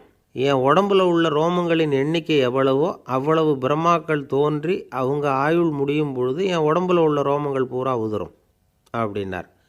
அப்படின்னா ஒரு பிரம்மாவோட ஆயுள் எவ்வளவு காலம்னு கேட்டான். ஒரு பிரம்மாவுக்கு 100 தேவ வருஷம். ஒவ்வொரு தேவ வருஷத்துக்கும் 365 தேவ நாள். ஒவ்வொரு தேவ நாள்லேயும் ஒன்றை மாதிரி 14 இந்திரர்கள் தோன்றி மறைகிறாங்க அப்படின்னு மகரிஷி லோமேசர் சொல்கிறார். இதை கேட்டதும் இந்திரன் ஆடி போயிட்டான். அவ்வளவு ஆயுள் உள்ள இவரே அற்ப ஆயுள்னு சொல்கிறார். நான் என்னுடைய ஆயுளை பெருசாக நினச்சிக்கிட்டு பிரம்மாண்டமான அரண்மனை கட்டணும்னு ஆசைப்படுறேனே அப்படின்னு நினச்சான். எனக்கு வீடு கட்டின வரைக்கும் போதும்னு விட்டான். அதனால் நாமெல்லாம் நம்முடைய தேவைக்கு தகுந்த மாதிரி ஆசைப்படுறது தான் நியாயம். ஆனால் அப்படியே நடந்துக்கிறோம். மனுஷன் கடவுளையே ஏமாற்றி காசு வாங்கிறதுக்குள்ள ஆசைப்படுறான். ஒருத்தன் கடவுளை நினச்சி தவம் இருந்தான். கடவுள் நேரில் வந்தார். தேவலோகத்தில் ரூபாய்க்கெல்லாம் என்ன மதிப்புன்னு கேட்டான். அங்கெல்லாம் ரூபாய்ங்கிறது உங்கள் பணத்தில் 1 கோடி ரூபாய்க்கு சமம்.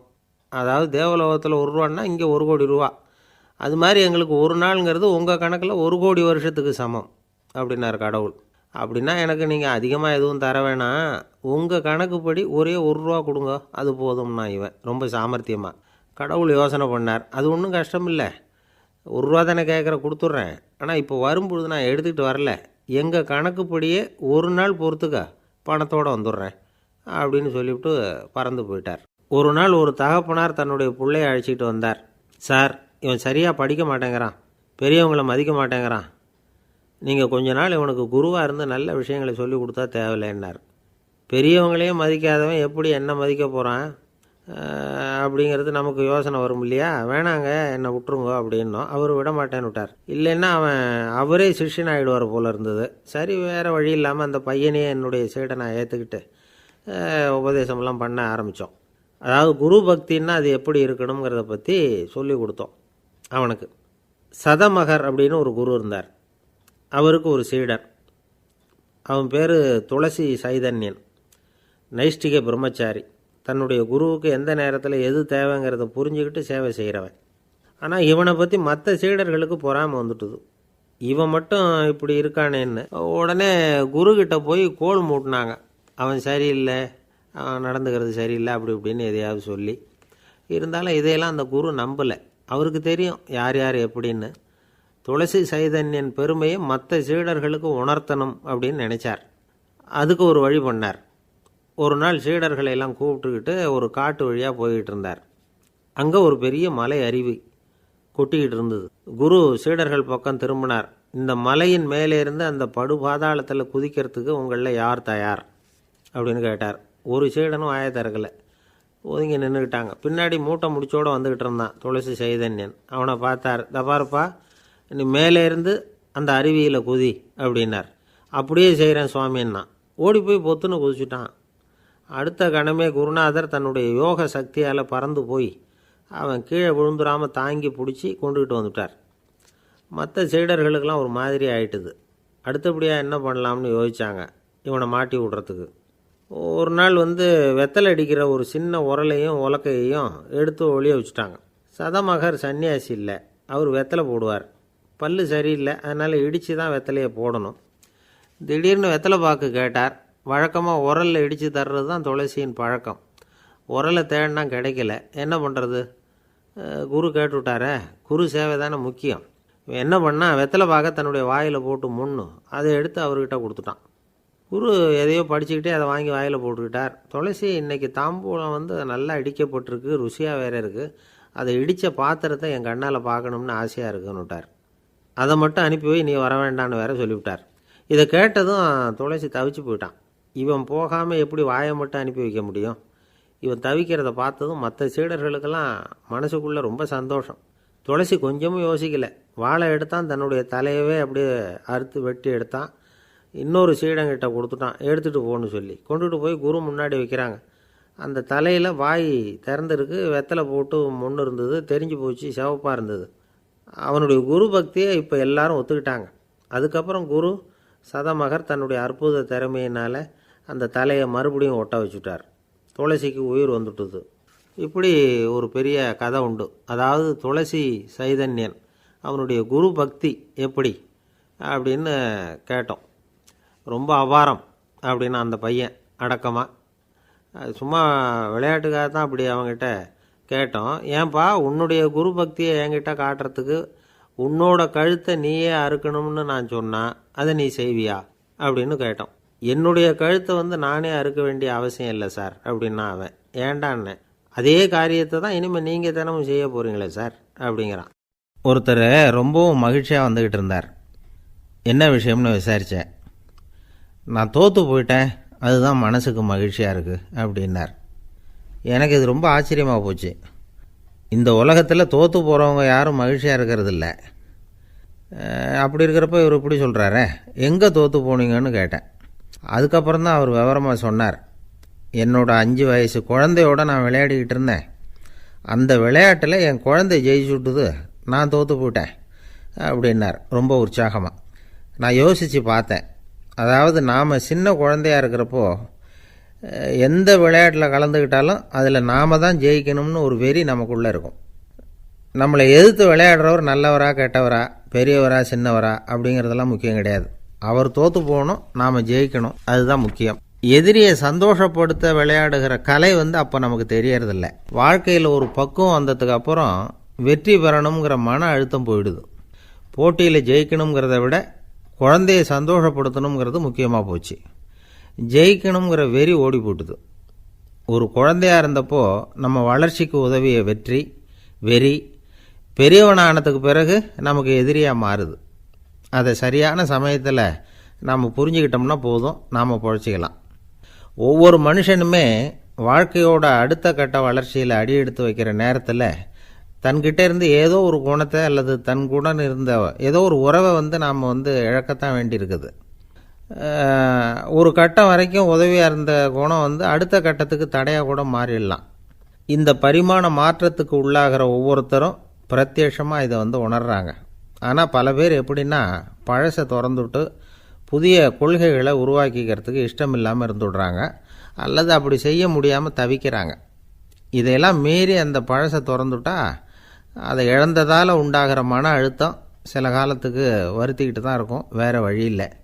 ஆரோக்கியமான ஒரு முன்னேற்றத்துக்காக அந்த மன அழுத்தத்தை தாங்கிக்கத்தான் வேணும் அப்படிங்கிறாரு அந்த உலக புகழ்பெற்ற மேதை ஒருத்தர், இந்த ஸ்காட் பெக் அப்படிங்கிறவர். பிறந்த நாள் முதல் இதுதான் சரி அப்படின்னு கற்பிக்கப்பட்டு வந்த ஒவ்வொரு தத்துவத்தையும் தங்களுடைய வளர்ச்சிக்கு தகுந்த மாதிரி மாற்றி அர்த்தப்படுத்தி கொள்ள முடியாமல் வாழ்க்கை சூழலில் அப்படியே அரைப்பட்டு தூளாகிறவர்கள் தான் ரொம்ப தவிக்கிறாங்களாம். இதுதான் அவருடைய கருத்து. பெரும்பாலும் மனிதர்களுடைய நடுத்தர வயசில், அதாவது 30 தாண்டுகிற சமயத்தில் தான் இந்த தவிப்பு உண்டாகுதான். இதை தான் மேற்கத்திய நாடுகளில் அடிக்கடி மிட் லைஃப் கிரைசிஸ் அப்படின்னு சொல்கிறாங்க. அப்பப்போ பழசையெல்லாம் தொலைச்சி விட்டு புதுசாக பிறக்கிறதுக்கு கற்றுக்கணும். ஒவ்வொரு நிமிஷத்தையும் அந்த நிமிஷத்துக்கு ஏற்ற சித்தாந்தம் கொண்டவர்களாக சந்திப்போம் அப்படிங்கிறார் அந்த உளவியல் நிபுணர். இப்படி பழகிக்கிட்டால் வாழ்க்கை இன்பமயம், இல்லைன்னா தவிப்பு மயம்தான். பழசை தொலைக்க முடியாதவர்களில் எத்தனையோ பேர் உண்டு, எத்தனையோ ரகம் உண்டு. அதில் வேடிக்கையான நண்பர்களும் உண்டு. ஒருத்தர் நண்பர் வீட்டுக்கு போனார். அவர் ஏதோ இனிப்பு பலகாரம் கொடுத்து சாப்பிட சொல்லியிருக்கிறாங்க அவங்க வீட்டில். இவர் சாப்பிட்டு பார்த்துட்டு சொன்னாராம், சார் 6 மாதத்துக்கு முன்னாடி ஒரு தடவை இங்கே வந்தேன், அப்போது ஒரு இனிப்பு பலகாரம் கொடுத்தீங்க, அது இதை விட நல்லா இருந்தது சார் அப்படின்னாராம். அப்போ செஞ்ச அதே இனிப்பு பலகாரம் தான் சார் இதுவும் அப்படின்னாராம் அவர். இயேசுநாதர்கிட்ட ஒருத்தர் கேட்டாராம், இயேசுவே என்னை எவ்வளவு நேசிக்கிறீர்கள் அப்படின்னு. அவர் தன்னுடைய 2 கைகளையும் அகல விரித்து இவ்வளவு என்று சொல்லி சிலுவையில் உயிர் நீத்தார் அப்படின்னு சொல்லுவாங்க. அதாவது அந்த நேசிப்புக்கு எல்லை கிடையாது, அதே போல் மன்னிப்புக்கும் எல்லை கிடையாது. இது இயேசுநாதர் சொல்லி கொடுத்த ஒரு பாடம். இயேசுனுடைய சீடர்களில் ஒருத்தன் பீட்டர், அவன் ஒரு நாள் இயேசுநாதர்கிட்ட கேட்டிருக்கான், இயேசுவே நான் என்னுடைய தம்பிக்கிட்ட அடிக்கடி சண்டை போட்டுக்கிட்டு இருக்கிறேன், என்னுடைய சகோதரன் கூட, அவனை நான் எத்தனை தடவை மன்னிக்கிறது? ஏற்கனவே 7 தடவை அவனை மன்னிச்சுட்டேன் அப்படின்னு சொல்லியிருக்கிறான். அப்போது இயேசு சொன்னாராம், மன்னிக்கிறதுக்கு எத்தனை தடவைங்கிற கணக்கெல்லாம் கிடையாது. எத்தனை தடவை உன்னுடைய சகோதரன் உன்னை கோபப்படுத்துகிறானோ அத்தனை தடவை நீ மன்னிக்கிறதுக்கும் தயாராக இருக்கணும், அதுதான் அப்படின்னு சொன்னாராம். அப்போ இவனுக்கு ஒன்றும் புரியல, இது என்ன அவன் தப்பு பண்ணிக்கிட்டே இருப்பான், நாம் மன்னிச்சுக்கிட்டே இருக்கிறதா அப்படிங்கிறது மாதிரி குழப்பமாக இருந்திருக்கிறான். அப்போது இயேசுநாதர் தன்னுடைய சீடன் பீட்டர்கிட்ட ஒரு கதை சொன்னாராம். அந்த கதை இன்றைக்கு நாம் எல்லாரும் சிந்தித்து பார்க்க வேண்டிய ஒரு கதை. அதாவது மன்னிப்பை விரும்புகிறவர்கள் மன்னிக்கவும் தயாராக இருக்க வேண்டும் அப்படிங்கிறது தான் அந்த கதையினுடைய தத்துவம். அந்த இயேசுநாதர் சொன்ன கதை என்னென்னா, ஒரு மன்னர் இருந்தார். அவர் ஒரு நாள் அரண்மனையில் உட்காந்து கணக்கு வழக்குகள்லாம் பார்த்துக்கிட்டு இருந்தார். நம்ம அரண்மனையிலேருந்து யார் யார் அரசாங்க கடன் வாங்கியிருக்கிறாங்க, யார் யார் திருப்பி செலுத்தியிருக்கிறாங்க அப்படிங்கிற விவரத்தையெல்லாம் பார்த்துக்கிட்டு இருந்தார். அப்போ தான் புரிஞ்சுது, அந்த அரண்மனையில் வேலை செய்கிற ஒருத்தனே அரசாங்க கடன் வாங்கியிருக்கிறான். எவ்வளவு? 10,000 பொற்காசுகள் வாங்கியிருக்கான் கடன். இந்த 10,000 பொற்காசுகளை திருப்பி செலுத்தலை அரசாங்கத்துக்கு. இது மன்னர் கவனத்துக்கு வந்தது. உடனே நம்ம அரண்மனையில் இருக்கிறவனே அரசு கடன் வாங்கி திருப்பி செலுத்தாமல் இருக்கான், அவனை கூப்பிட்டு வாங்கன்னு சொல்லி கூப்பிட்டுட்டு வந்தாங்களாம். விசாரிச்சிருக்கிறாங்க, என்னப்பா நீ எவ்வளோ ஒன்று? ஆமாங்க 10,000 பொற்காசுகள் வாங்கியிருக்கிறேன், இன்னும் திருப்பி கட்டலைன்றிருக்கான். உடனே அவர் மன்னர் சொல்லியிருக்கிறார், நம்ம சட்டத்திட்டப்படி நீ உடனே பணத்தை திருப்பி கட்டிடு. அப்படி உன்னால் கட்ட முடியலன்னா உன்னுடைய வீடு வாசல் சொத்து சுகம் எல்லாத்தையும் விற்று அந்த பணத்தை அரசு கருவூலத்தில் சேர்த்துக்கிறதுக்கு நானே ஏற்பாடு பண்ணிடுறேன் அப்படின்னு அந்த மன்னர் சொன்னாராம். இவன் அப்படியே அதிர்ச்சி ஆகிட்டான். அப்படியே பொத்துன்னு காலில் விழுந்தானா, மன்னா என்னை மன்னிச்சுங்க, என்னால் முடியல, எனக்கு மன்னிப்பு கொடுங்க அப்படின்ட்டுருக்கான்.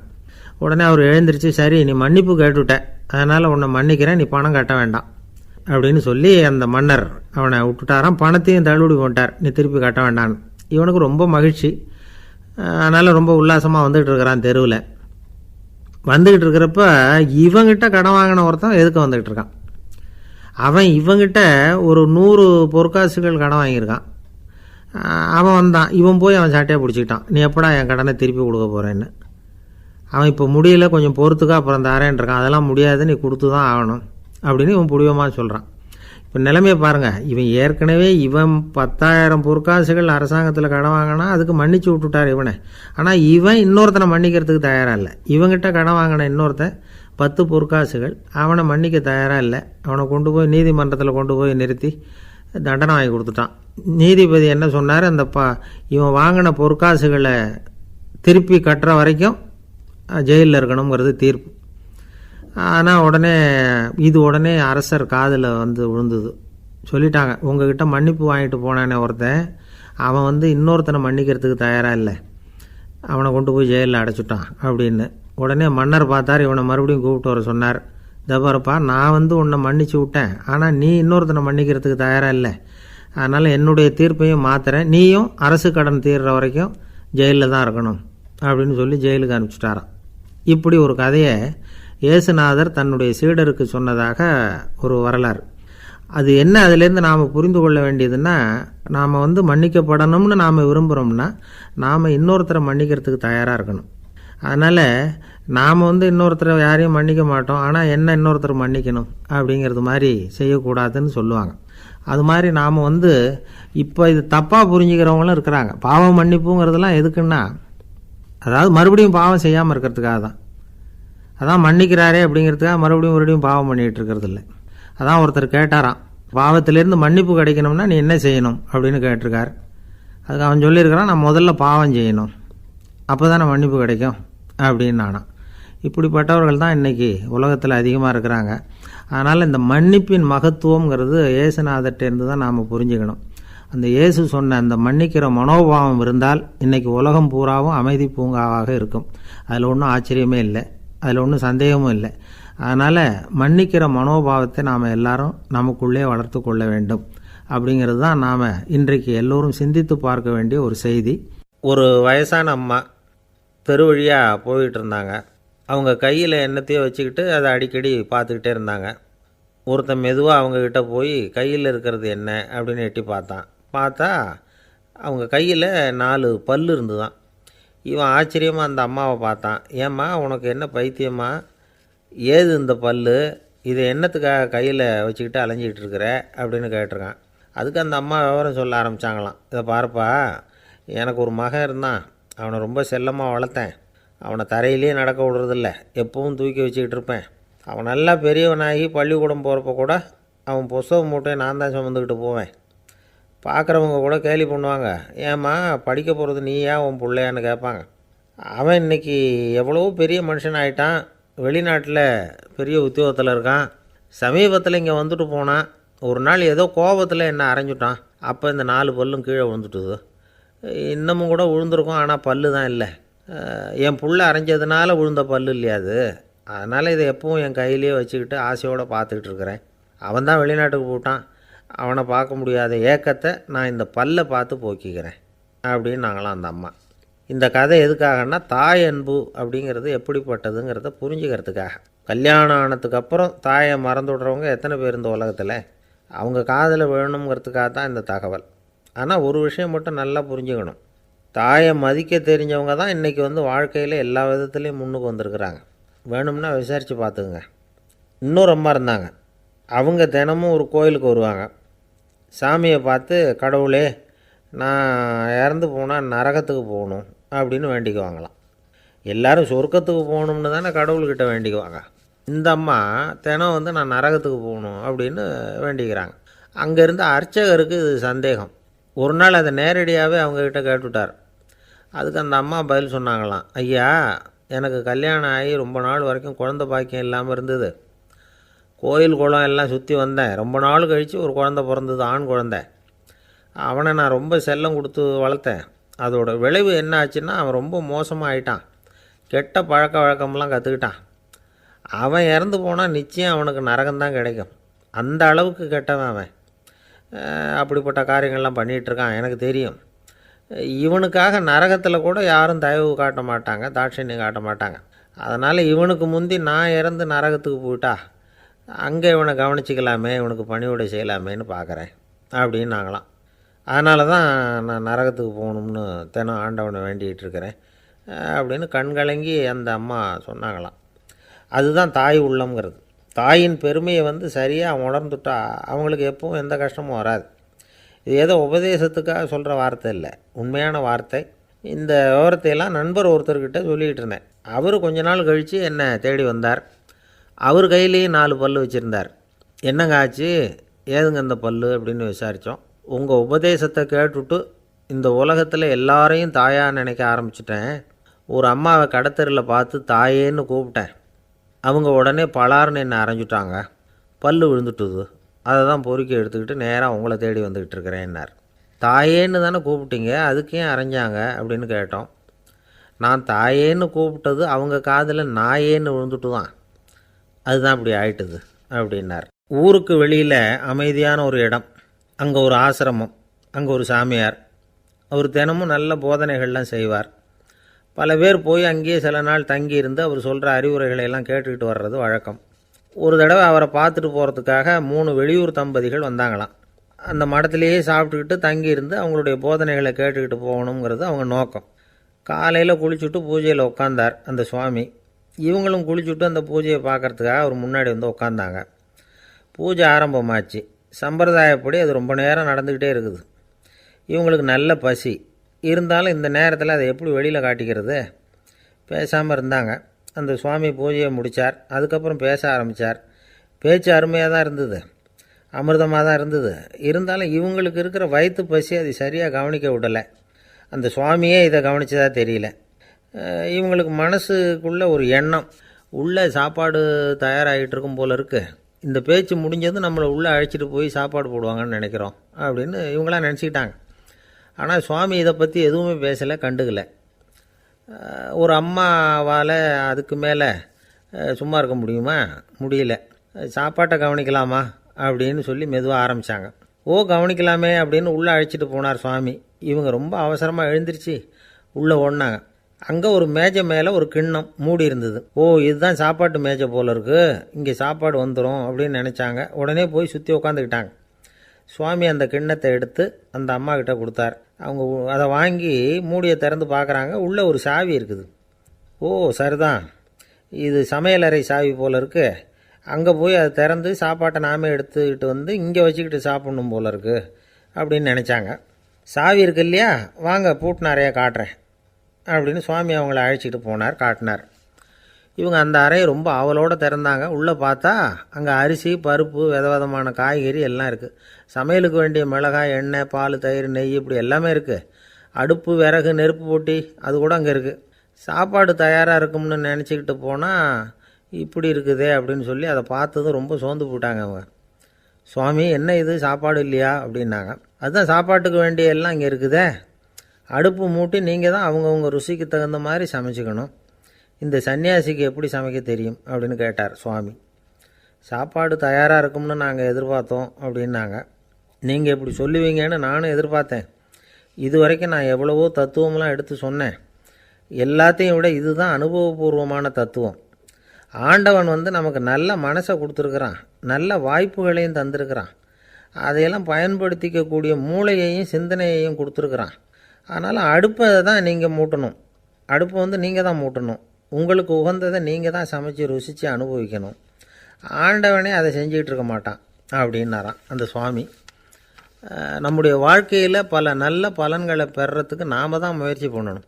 அதுக்குரிய சூழ்நிலையை தான் ஆண்டவன் கொடுப்பானே தவிர அதை விளக்கிறதுக்காக தான் அந்த சுவாமி அப்படி செஞ்சு காட்டியிருக்கிறார். இது ஒரு பெரியவர் இப்படி ஒரு விளக்கம் கொடுத்தார். அதுக்கப்புறம் அந்த 3 தம்பதிகளும் தெளிவடைஞ்சுட்டாங்களாம். நாம் தெளிவடைகிறது எப்போங்கிறது தான் தெரியல அப்படின்னு பல பேர் இதை கேட்டுட்டு சொல்லிகிட்டு இருக்கிறாங்க. இந்த கதையை நம்முடைய நண்பர் ஒருத்தர்கிட்ட சொன்னேன். அந்த நண்பர் ரொம்ப சந்தோஷப்பட்டார். நீங்கள் சொல்கிறது கரெக்டு சார், ஆனால் நான் அதை விட ஒரு படி மேலே சார். எனக்கெல்லாம் அரிசி பருப்பு இருக்கிற ரூம் எதுன்னு கையை காட்டிட்டா போதும், உடனே கிண்ணத்துலேருந்து சாவியை எடுத்து கொடுக்கணுங்கிற அவசியம்லாம் இல்லை எனக்கு. அப்புறம் எப்படி ரூமை திறந்துருவீங்க அப்படின்னு கேட்டேன். பூட்டை உடச்சி திறந்துருவேன், அதுதான் எனக்கு பழக்கம் அப்படிங்கிறார். ஐயா, என்னுடைய நூல் வெளியீட்டு விழாவுக்கு அவசியம் நீங்கள் வரணும் அப்படின்னு கூப்பிட்டார் ஒருத்தர். எப்போ வரணும்னு கேட்டேன். அடுத்த வாரம்னார். சரி, புத்தகம் தயாராகிட்டுதா அப்படின்னேன். நாளைக்கு தான் அச்சிக்க கொடுக்க போகிறேன்னார். என்னங்க இது, புத்தகம் அச்சிடுறதுக்கு முன்னாடியே அழைப்புதழை அச்சடிச்சு விட்டீங்களே அப்படின்னு கேட்டேன். அதனால் என்னங்க, அந்த காலம் மாதிரியா போடலாம், அச்சுக்கலை எவ்வளவோ முன்னேறியாச்சுங்க. Linotype, monotype, phototype, laser, இப்படி என்னென்னமோ வந்தாச்சு. இன்றைக்கி கொடுத்தா நாளைக்கே புத்தகம் தயார் அப்படின்னார். இப்படி இந்த அளவுக்கு முன்னேறி இருக்கிற இந்த அச்சுக்கலை ஆரம்பத்தில் எப்படி இருந்தது தெரியுமா? அந்த காலத்தில் காகிதம்னா என்னென்னே தெரியாது, அப்படி ஒன்று கண்டுபிடிக்கப்படவே இல்லை. அப்போல்லாம் எதையாவது ஒன்று எழுதணும்னா அதுக்கு ஆட்டு தோலை தான் பயன்படுத்தி இருக்கிறாங்க. கண்ணுக்குட்டி தோல் கூட அதுக்கு உபயோகப்பட்டு தான். ஐரோப்பாவில் இருந்த பாதிரியார்கள் தோலில் எழுதப்பட்ட புத்தகத்தை தயாரிக்கிறதுல ரொம்ப கெட்டிக்காரங்களாம். எகிப்து, அப்புறம் மத்திய தரைக்கடல் ஓரத்தில் உள்ள நாடுகள், இங்கெல்லாம் தோல் தான் எழுதுபொருளாக பயன்பட்டு வந்திருக்குது. ஆனால் நம்ம நாட்டில் ஓலைச்சுவடிகளை எழுத்துக்கு பயன்படுத்தியிருக்கிறாங்க. எழுதுறதுக்கு தோலை பயன்படுத்தினவங்க பிறகு பேப்பரைஸ் அப்படிங்கிற கோரை புல்லை அதுக்கு பயன்படுத்தினாங்களாம். இதெல்லாம் அப்படி கொஞ்சம் கொஞ்சமாக கண்டுபிடிச்சிட்டு வந்திருக்கிறாங்க. அந்த புல்லை கச்சிதமாக நறுக்க வேண்டியது, நல்லா பதப்படுத்த வேண்டியது, அதுக்கப்புறம் அதில் எழுத வேண்டியது, அவ்வளவுதான். பேப்பருங்கிற சொல்லே இந்த பேப்பைரஸ் அப்படிங்கிறதுலேருந்து வந்தது தான். அதுக்கப்புறம் தான் காகிதம் வந்தது. இதை முதல்ல சீன நாட்டில் தான் கண்டுபிடிச்சாங்க. அது வந்த பிறகு அச்சு எந்திரம் கண்டுபிடிக்க வேண்டிய அவசியம் ஏற்பட்டது. அதை கண்டுபிடிச்சவர் ஜெர்மானிய அறிவியல் அறிஞர் ஜான் கூட்டன்பர்க். அச்சு கலைக்கு அடித்தளம் அமைச்சவர் அவர் தான். ஜெர்மனியில் மெயின்ஸ் அப்படிங்கிற ஊரில் 1399 பிறந்தார். அவரோட மாமன் ஒருத்தர் உலோக வேலையில் வல்லவர். அவர்கிட்ட இந்த வேலையை கற்றுக்கிட்டார். அதோட வைர கற்களை பட்டை தீட்டுறதுலேயும் ரொம்ப தேர்ச்சி பெற்றிருந்தார். இளம் வயசுலேயே சும்மா இருக்க மாட்டாராம், எதை செஞ்சாலும் அதை திறமையாக செய்வாராம். அவர் தான் முதல்ல மர அச்சு எழுத்துக்களை உருவாக்கினார். அது மேலே மை தடவி பிரதிகள் எடுத்தார். அதுக்கப்புறம் உலோக எழுத்துக்கள், முதல்ல காரியம், அப்புறம் இரும்பு, அப்புறம் கலப்பு உலோகம், பிறகு அச்சடிக்கிறதுக்கு எந்திரம் ஒன்றையும் உருவாக்கினார். முதல்ல பைபிள் அச்சடித்தார். 1468 அவர் இறந்து போனார். 16ஆம் நூற்றாண்டில் மேலை நாடுகளிலிருந்து மர எழுத்துக்களை கொண்டுகிட்டு தமிழ்நாட்டில் கிறிஸ்தவ நூல்களை அச்சிட்டாங்க. அப்போல்லாம் அச்சகங்கள் போதிய அளவுக்கு இங்கே இல்லை.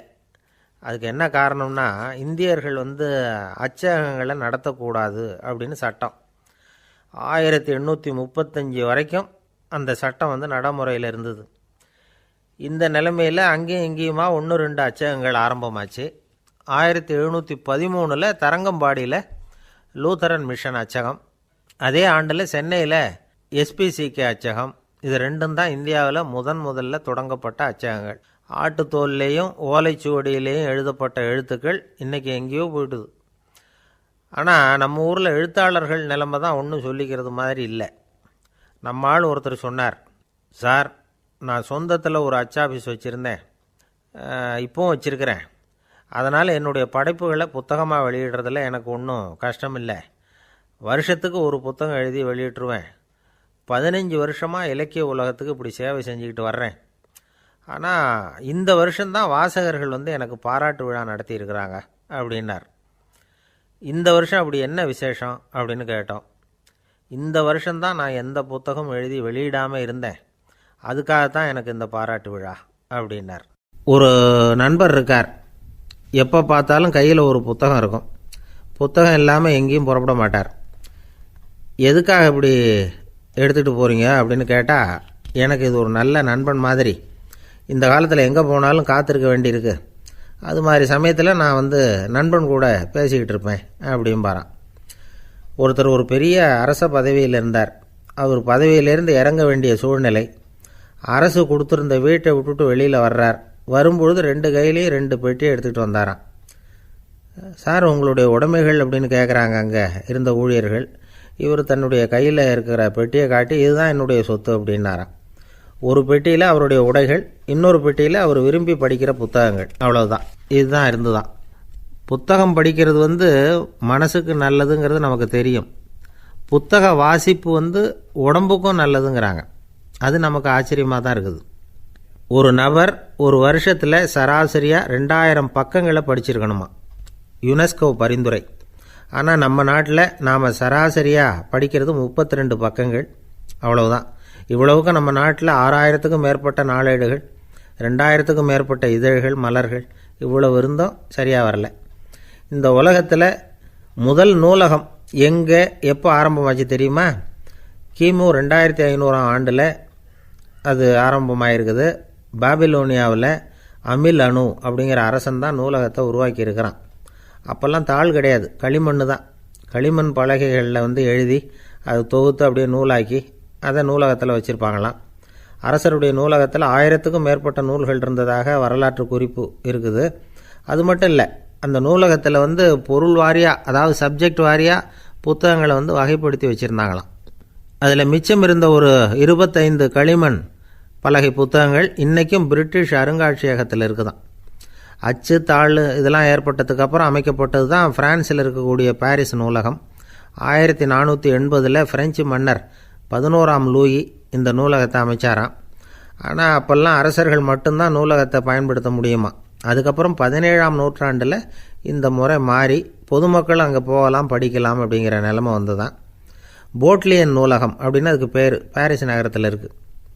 அங்கே தான் நூல்களின் பட்டியல் தயாரிப்பு பணி ஆரம்பமாச்சு. கல்வி வளர்ச்சியையும் நூலகத்தையும் இணைச்சவர் நெப்போலியன் போனபார்ட். முன்பணம் செலுத்தி புத்தகத்தை படிக்கிற முறையையும் அவர் தான் கொண்டுகிட்டு வந்தாராம். மக்கள்கிட்ட வசூலிக்கிற வரியின் ஒரு பகுதியை நூலகத்துக்கு பயன்படுத்தினவரும் அவர் தானா. நெப்போலியன் நூலகத்தில் உலகத்தில் உள்ள எல்லா மொழி நூல்களும் இருக்குதான். அங்கே ஒரு தமிழ் நூலும் இருந்திருக்குது. அது என்னென்னா கம்பராமாயணம். சோவியத் யூனியனுக்கு படையெடுத்து போனப்போ அங்கேருந்து லட்சக்கணக்கான புத்தகங்களை இந்த பனிச்சறுக்கு வாகனங்கள் இருக்குல்ல, அதில் கொண்டுகிட்டு வந்ததாக வரலாறு. அடுத்தபடியாக குறிப்பிட்டு சொல்லத்தக்க நூலகம் எதுன்னா பிரிட்டிஷ் நூலகம். மிக பழைய கையெழுத்து பிரதியெல்லாம் கூட அங்கே இருக்குது. 1753 ஆரம்பமாச்சு. அதில் உள்ள நூல்களை வரிசையாக அடுக்கினா 180 கிலோமீட்டர் நீளத்துக்கு வருமா. மிகப்பெரிய நூலகம் அமெரிக்க தலைநகர் வாஷிங்டனில் இருக்குதான். இந்தியாவை பொறுத்த வரைக்கும் பெரிய பழைய நூலகம் எதுன்னா கல்கத்தா நூலகம். எல்லா இந்திய மொழி நூல்களும் இங்கே உண்டு. மகாகவி பாரதியார் நடத்தின இந்தியாங்கிற இதழின் எல்லா பிரதிகளும் அங்கே பாதுகாப்பாக இருக்குது. படிக்கும் பழக்கம் இங்கே வளர வேண்டியிருக்குது. ஒருத்தர்கிட்ட ஒரு புஸ்தகத்தை கொடுத்து விமர்சனம் எழுத சொல்லியிருந்தாங்க. கொஞ்ச நாள் கழித்து அவரை போய் பார்த்து, என்னங்க புஸ்தகத்தை படித்து பார்த்தீங்களா அப்படின்னு கேட்டாங்களாம். இதுக்கு அவர் சொல்லியிருக்கிறார், இன்னும் நான் படித்து பார்க்கலிங்க, இப்போ தானே விமர்சனமே எழுதி முடிச்சிருக்கிறேன், இனிமே தான் படிக்கணும் அப்படின்னாராம். ஒருத்தர் அவசரமாக போய்கிட்டு இருந்தார். எங்கே போய்கிட்டு இருக்கீங்க அப்படின்னு கேட்டார் ஒரு பெரியவர். கடைக்கு போகிறேன் சார், சாமான் வாங்கிறதுக்கு அப்படின்னார். அங்கே போகிறதுக்கு முன்னாடி தெரிஞ்சிக்க வேண்டியதெல்லாம் தெரிஞ்சுக்கிட்டீங்களா அப்படின்னு கேட்டார் பெரியவர். கடைக்கு போய் காசை கொடுத்து ஒரு பொருளை வாங்கிட்டு வரப்போகிறோம், இதில் தெரிஞ்சிக்க வேண்டியது என்ன இருக்குது அப்படின்னார் அலட்சியமாக. இப்போ அந்த பெரியவர் பேச ஆரம்பித்தார்.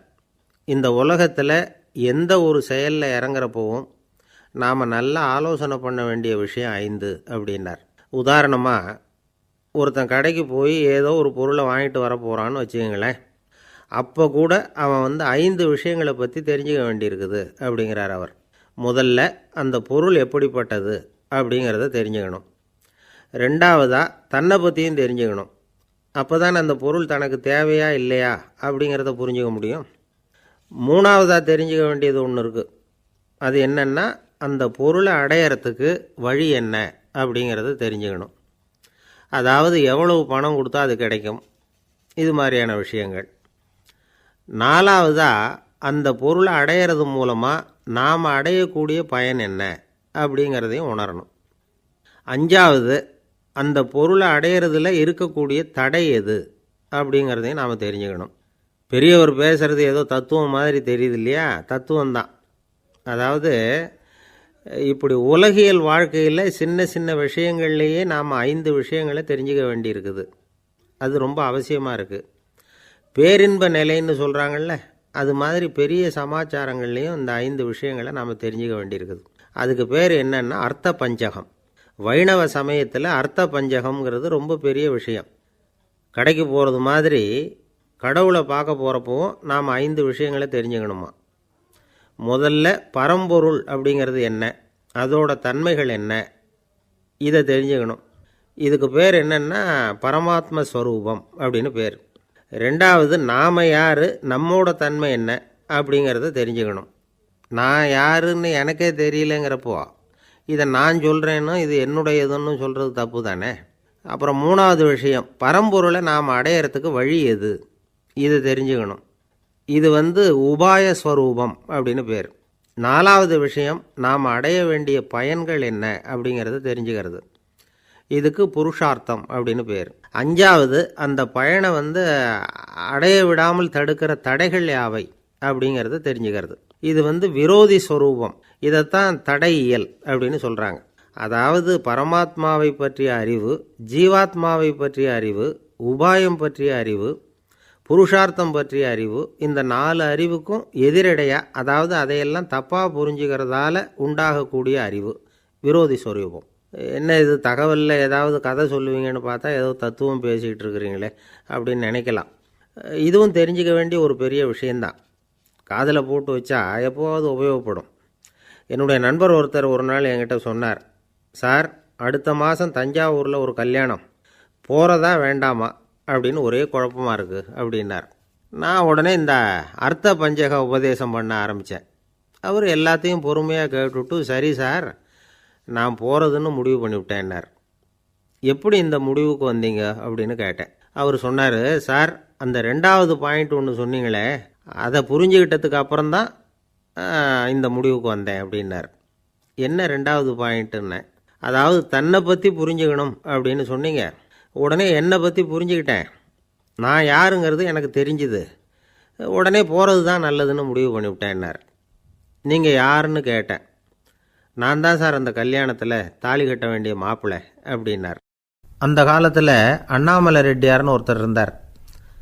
அவர் வெங்கனூர் அப்படிங்கிற கிராமத்தில் இருந்தார்.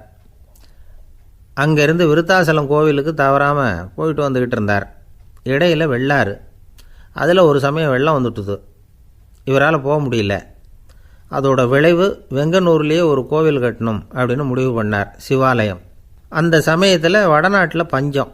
அதனால் அங்கே இருந்த பல சிற்பிகள் தென்னாட்டை நோக்கி வர ஆரம்பித்தாங்க. அவங்க வெங்கனூர் வழியாக வர்றது தெரிஞ்சதும் இவர் போய் பார்த்தார். இங்கே ஒரு கோவில் கட்டணும், அதுக்கு நீங்கள் உதவணும்னார். பஞ்ச காலத்தில் இப்படி ஒரு வாய்ப்பு கிடைச்சதில் அவங்களுக்கும் ரொம்ப மகிழ்ச்சி. உற்சாகத்தோடு ஒத்துக்கிட்டாங்க. ஆலய திருப்பணி ஆரம்பமாச்சு. அவங்களுக்கு வேண்டிய எல்லா வசதிகளையும் இவர் செஞ்சு கொடுத்தார். அவங்களுக்கு எந்த குறையும் இல்லாமல் பார்த்துக்கிட்டார். அது மட்டும் இல்லை, ஒவ்வொரு நாளும் அங்கே வருவார். உங்களுக்கு என்ன வேணும், எது வேணும்னு கேட்பார். ஏதாவது குறை இருந்தால் சொல்லுவாங்க, உடனே தீர்த்து வைப்பார். இவரும் கேட்பார், எந்த குறையாக இருந்தாலும் என்கிட்ட சொல்லுங்க அப்படின்னு சொல்லுவார். அதை தவிர இவராகவே கவனித்தும் அவங்களுக்கு என்னென்ன தேவைங்கிறத கண்டுபிடிச்சி அதையெல்லாம் கொடுத்துக்கிட்டு இருப்பார். என்ன தேவைன்னாலும் அதை நிறைவேற்றி வச்சுருவார். அந்த சிற்பிகளின் தலைவன் ஒருத்தன், அந்த ஆளுக்கு வெத்தலை பாக்கு போடுறது பழக்கம். இதை தெரிஞ்சுக்கிட்டு அதுக்காகவே ஒரு ஆளை ஏற்பாடு பண்ணார்.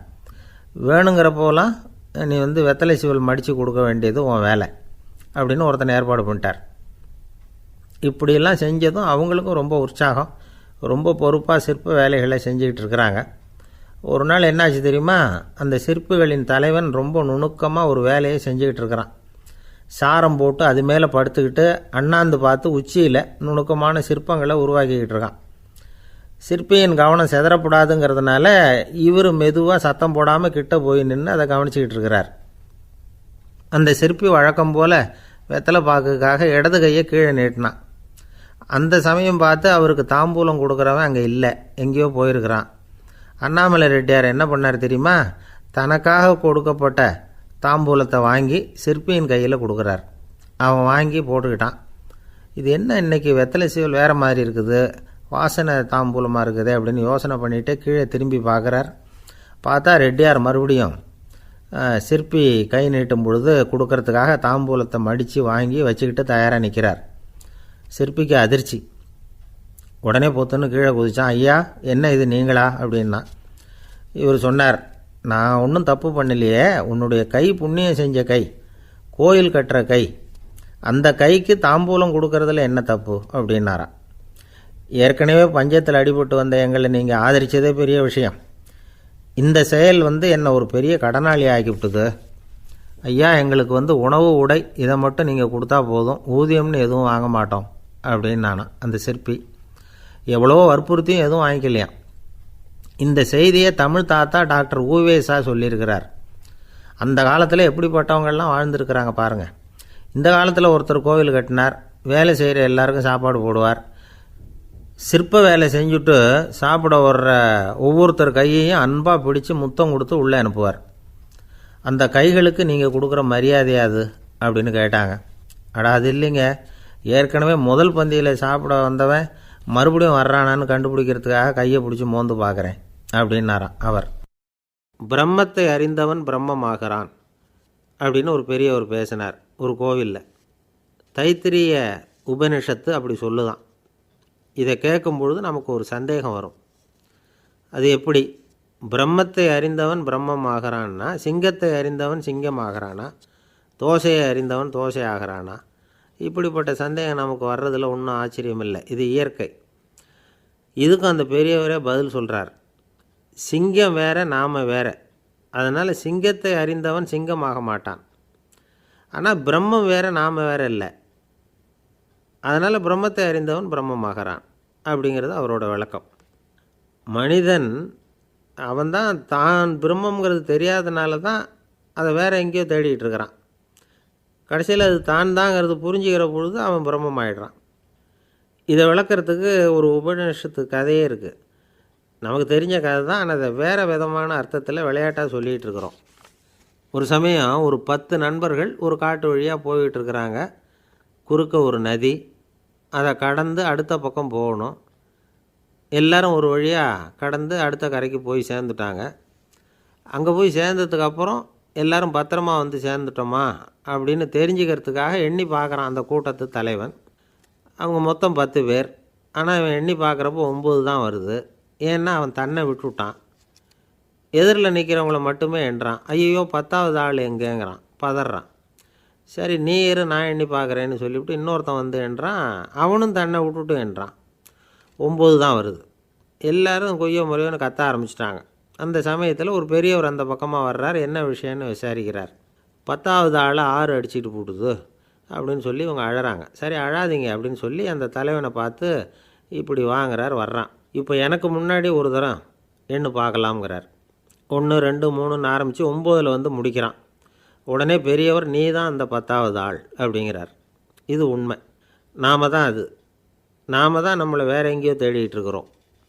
நாம் எங்கேயோ தேடிகிட்டு இருக்கிறோமே, அந்த பிரம்மம் நாம் தான். இப்படி ஒரு பெரிய உண்மையை விளக்கிறதுக்காக தான் அப்படி ஒரு கதை சொல்லப்பட்டது. ஆனால் அதை நாம் வேறு விதமாக வேடிக்கையாக உபயோகப்படுத்திக்கிட்டு இருக்கிறோம். எப்படி தெரியுமா, ஒரு ஆத்தங்கரையில் ஒரு 10 பேர் முழிச்சுக்கிட்டே நின்றுக்கிட்டு இருந்தாங்களாம். அந்த பக்கமாக வந்த ஒருத்தன் ஏன் இப்படி முழிச்சுக்கிட்டு நிற்கிறீங்கன்னு கேட்டிருக்கிறான். எங்களுக்கு நீச்சல் தெரியாது, நாங்கள்லாம் அடுத்த கரைக்கு போய் சேரணும் அப்படின்னு நாங்களாம். சரி நாங்கள் விட்டுட்டு போய் விட்றேன். எல்லாரும் அக்கறைக்கு போய் சேர்ந்த உடனே ஆளுக்கு 1 ரூபா வீதமாக மொத்தம் 10 ரூபா எனக்கு கொடுக்கணும் அப்படின்ட்டுருக்கான் இவன். சரின்னு ஒத்துக்கிட்டாங்க. இவன் ஒவ்வொருத்தராக கையை பிடிச்சி மெதுவாக ஆற்றுல இறக்கி அழைச்சிட்டு போயிட்டான். 9 பேரை கரை சேர்த்துட்டான். 10வது ஆள் பாதி ஆற்றுல போயிட்டுருக்கிறப்போ திடீர்னு வெள்ளம் வந்துட்டுது. புடி நழுவி போச்சு. கையை விட்டுட்டான். வெள்ளம் அடிச்சிட்டு போட்டுது. அழைச்சிட்டு வந்தவன் நீச்சல் அடித்து தட்டு தடுமாறி கரைக்கு வந்து சேர்ந்துட்டான். கரையில் இருந்தவங்களுக்கு இந்த விஷயம் தெரியாது. இருந்தாலும் இவன் உடம்பு பூரா நனைஞ்சி கொஞ்சம் அதிகமாக மூச்சு வாங்க நின்றுக்கிட்டு இருந்தானா, ஏங்க ஏன் இப்படி மூச்சு வாங்குது, என்ன விஷயம் அப்படின்னு கேட்டாங்களாம். அதுக்கு இவன் கொஞ்சமாக அலட்டிக்காமல் சொன்னானான், வேறு ஒன்றும் இல்லை, நீங்கள் கொடுக்க வேண்டிய 10 ரூபாயில் 1 ரூபா குறைஞ்சி போச்சு, அவ்வளவுதான் அப்படின்னானான். ஒரு ஆள் ராமகிருஷ்ணரை தேடி வந்தான். அவன் கையில் 1000 பொற்காசுகள் வச்சுருந்தான். அதை அவர்கிட்ட கொடுத்து இதை ஏற்றுக்கணும் அப்படின்னு ரொம்ப பணிவாக கேட்டுக்கிட்டான்.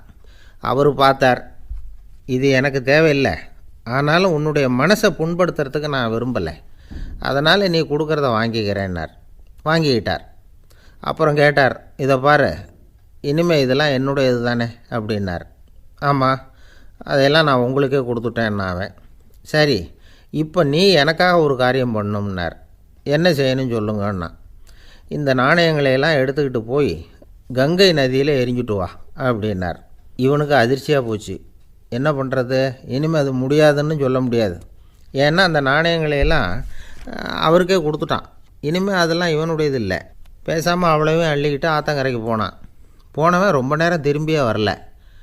ராமகிருஷ்ணருக்கு சந்தேகம், என்ன ஆச்சு அந்த மனுஷனுக்கு, காசுகளோடு அந்த கங்கையில் குதிச்சுட்டானா, போகும்பொழுதே ஒரு மாதிரியாக தான் போனான், போய் என்னன்னு பார்த்துட்டு வாங்க அப்படின்னார். அங்கே இருந்த ஒருத்தர் ஓடி போய் பார்த்தார். அவர் போய் பார்க்கும்பொழுது அவன் அங்கேயே இருந்தான். அதுக்கப்புறம் அவர் திரும்பி வந்தார். வந்து விவரத்தை சொன்னார். அதாவது அவன் கங்கை கரையில் உட்காந்துக்கிட்டு ஒவ்வொரு நாணயமாக 1 2ன்னு எண்ணி எண்ணி வீசிக்கிட்டு இருக்கிறான். அவனை சுற்றி ஒரு கும்பல் நின்றுக்கிட்டு அவனை தடுத்துக்கிட்டு இருக்குது அப்படின்னு விவரத்தை சொன்னார் போயிட்டு வந்தவர். இதை கேட்டதும் ராமகிருஷ்ணரே புறப்பட்டு அங்கே போனாராம். என்ன இப்படி பண்ணிகிட்ருக்கிற, நான் உன்னை அந்த நாணயங்களை கங்கையில் வீசி எறிய சொன்னேன், நீ ஏன் அதை எண்ணிக்கிட்டு இருக்கிற அப்படின்னார். பழக்கம்தான் காரணம், நான் ஒவ்வொரு நாளும் ஒவ்வொன்றா சேமித்து வச்சேன், இன்றைக்கி என்கிட்ட நிறைய இருக்குது, உங்களுக்கு ஒரு 1000 நாணயங்களை கொடுக்கணுங்கிறது என்னோடய ஆசை அப்படின்னா.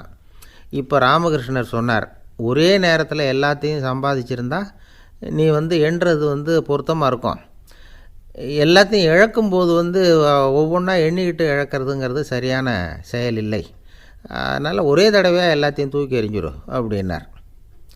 இது இழப்பது அப்படிங்கிற ஒரு உயர்ந்த நிலை. இதை நாம் யதார்த்த வாழ்க்கையில் சம்மந்தப்படுத்தி பார்த்து குழப்பிக்கிட்டு இருக்கக்கூடாது.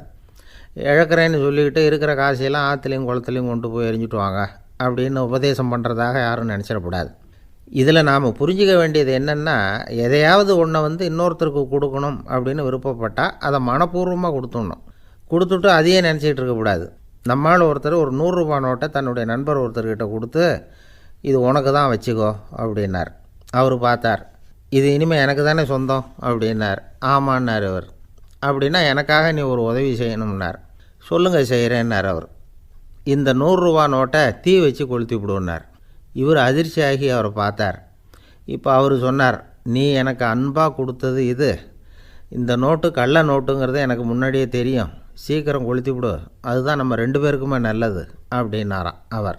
ஏங்க எங்கே போயிட்டு வரீங்க அப்படின்னு கேட்டேன். எனக்கு வேண்டப்பட்ட ஒருத்தரை பார்த்து. ஆஸ்பத்திரிக்குன்னார். எந்த ஆஸ்பத்திரிக்குன்னே? மாட்டு ஆஸ்பத்திரிக்குன்னார். என்ன விஷயம்னே? மாமனாருக்கு உடம்பு சரியில்லை, அதுதான் மாட்டு ஆஸ்பத்திரிக்கு போயிட்டு வரேன்னார். அட பாவி, அதுக்கு அந்த ஆஸ்பத்திரிக்காக போவாங்க அப்படின்னு ஆச்சரியமா. அட அது இல்லைப்பா, முதல்ல எங்கள் குடும்ப டாக்டர் தான் தேடிக்கிட்டு போனேன், அவர் அந்த நேரத்தில் அவர் வளர்க்குற நாய்க்குட்டிக்கு உடம்பு சரியில்லைன்னு சொல்லி அதை தூக்கிக்கிட்டு மாட்டு ஆஸ்பத்திரிக்கு போயிட்டாராம் சொன்னாங்க, அதனால் அங்கே போய் அவரை சந்தித்து விஷயத்தை சொல்லிவிட்டு வர்றேன்னார். அப்புறம் தான் எனக்கு கொஞ்சம் நிம்மதியாக இருந்தது.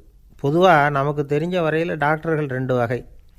நமக்கு வைத்தியம் பண்ணுற டாக்டர்கள் ஒரு வகை, நம்மக்கிட்ட இருக்கிற ஆடு மாடு கோழிக்கு வைத்தியம் பண்ணுற டாக்டர்கள் ஒரு வகை.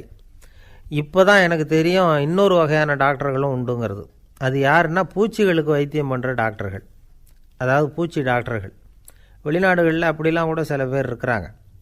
பிரிட்டனில் யார்க்ஷயர் வட்டாரத்தில் ராதர்ஹாம் அப்படின்னு ஒரு ஊர், அங்கே ஒரு விலங்கியல் மருத்துவர் பேர் டாக்டர் லான்ஸ் ஜெப்சன். அவர் ஆஸ்பத்திரி வாசலில் பார்த்தீங்கன்னா தினமும் நிறைய பேர் நின்றுக்கிட்டு இருப்பாங்க. கையில் கண்ணாடி குடுவை, தகர டப்பா இப்படி ஏதாவது இருக்கும். அதுக்குள்ளே ஏதாவது பூச்சிகள் இருக்கும். அதுக்கு வைத்தியம் பண்ணுறதுக்காக வந்தவங்க தான் அவங்கெல்லாம். சிலந்தி பூச்சி, பல்லி, தேள், பாம்பு இப்படி ஏதாவது இருக்கும்.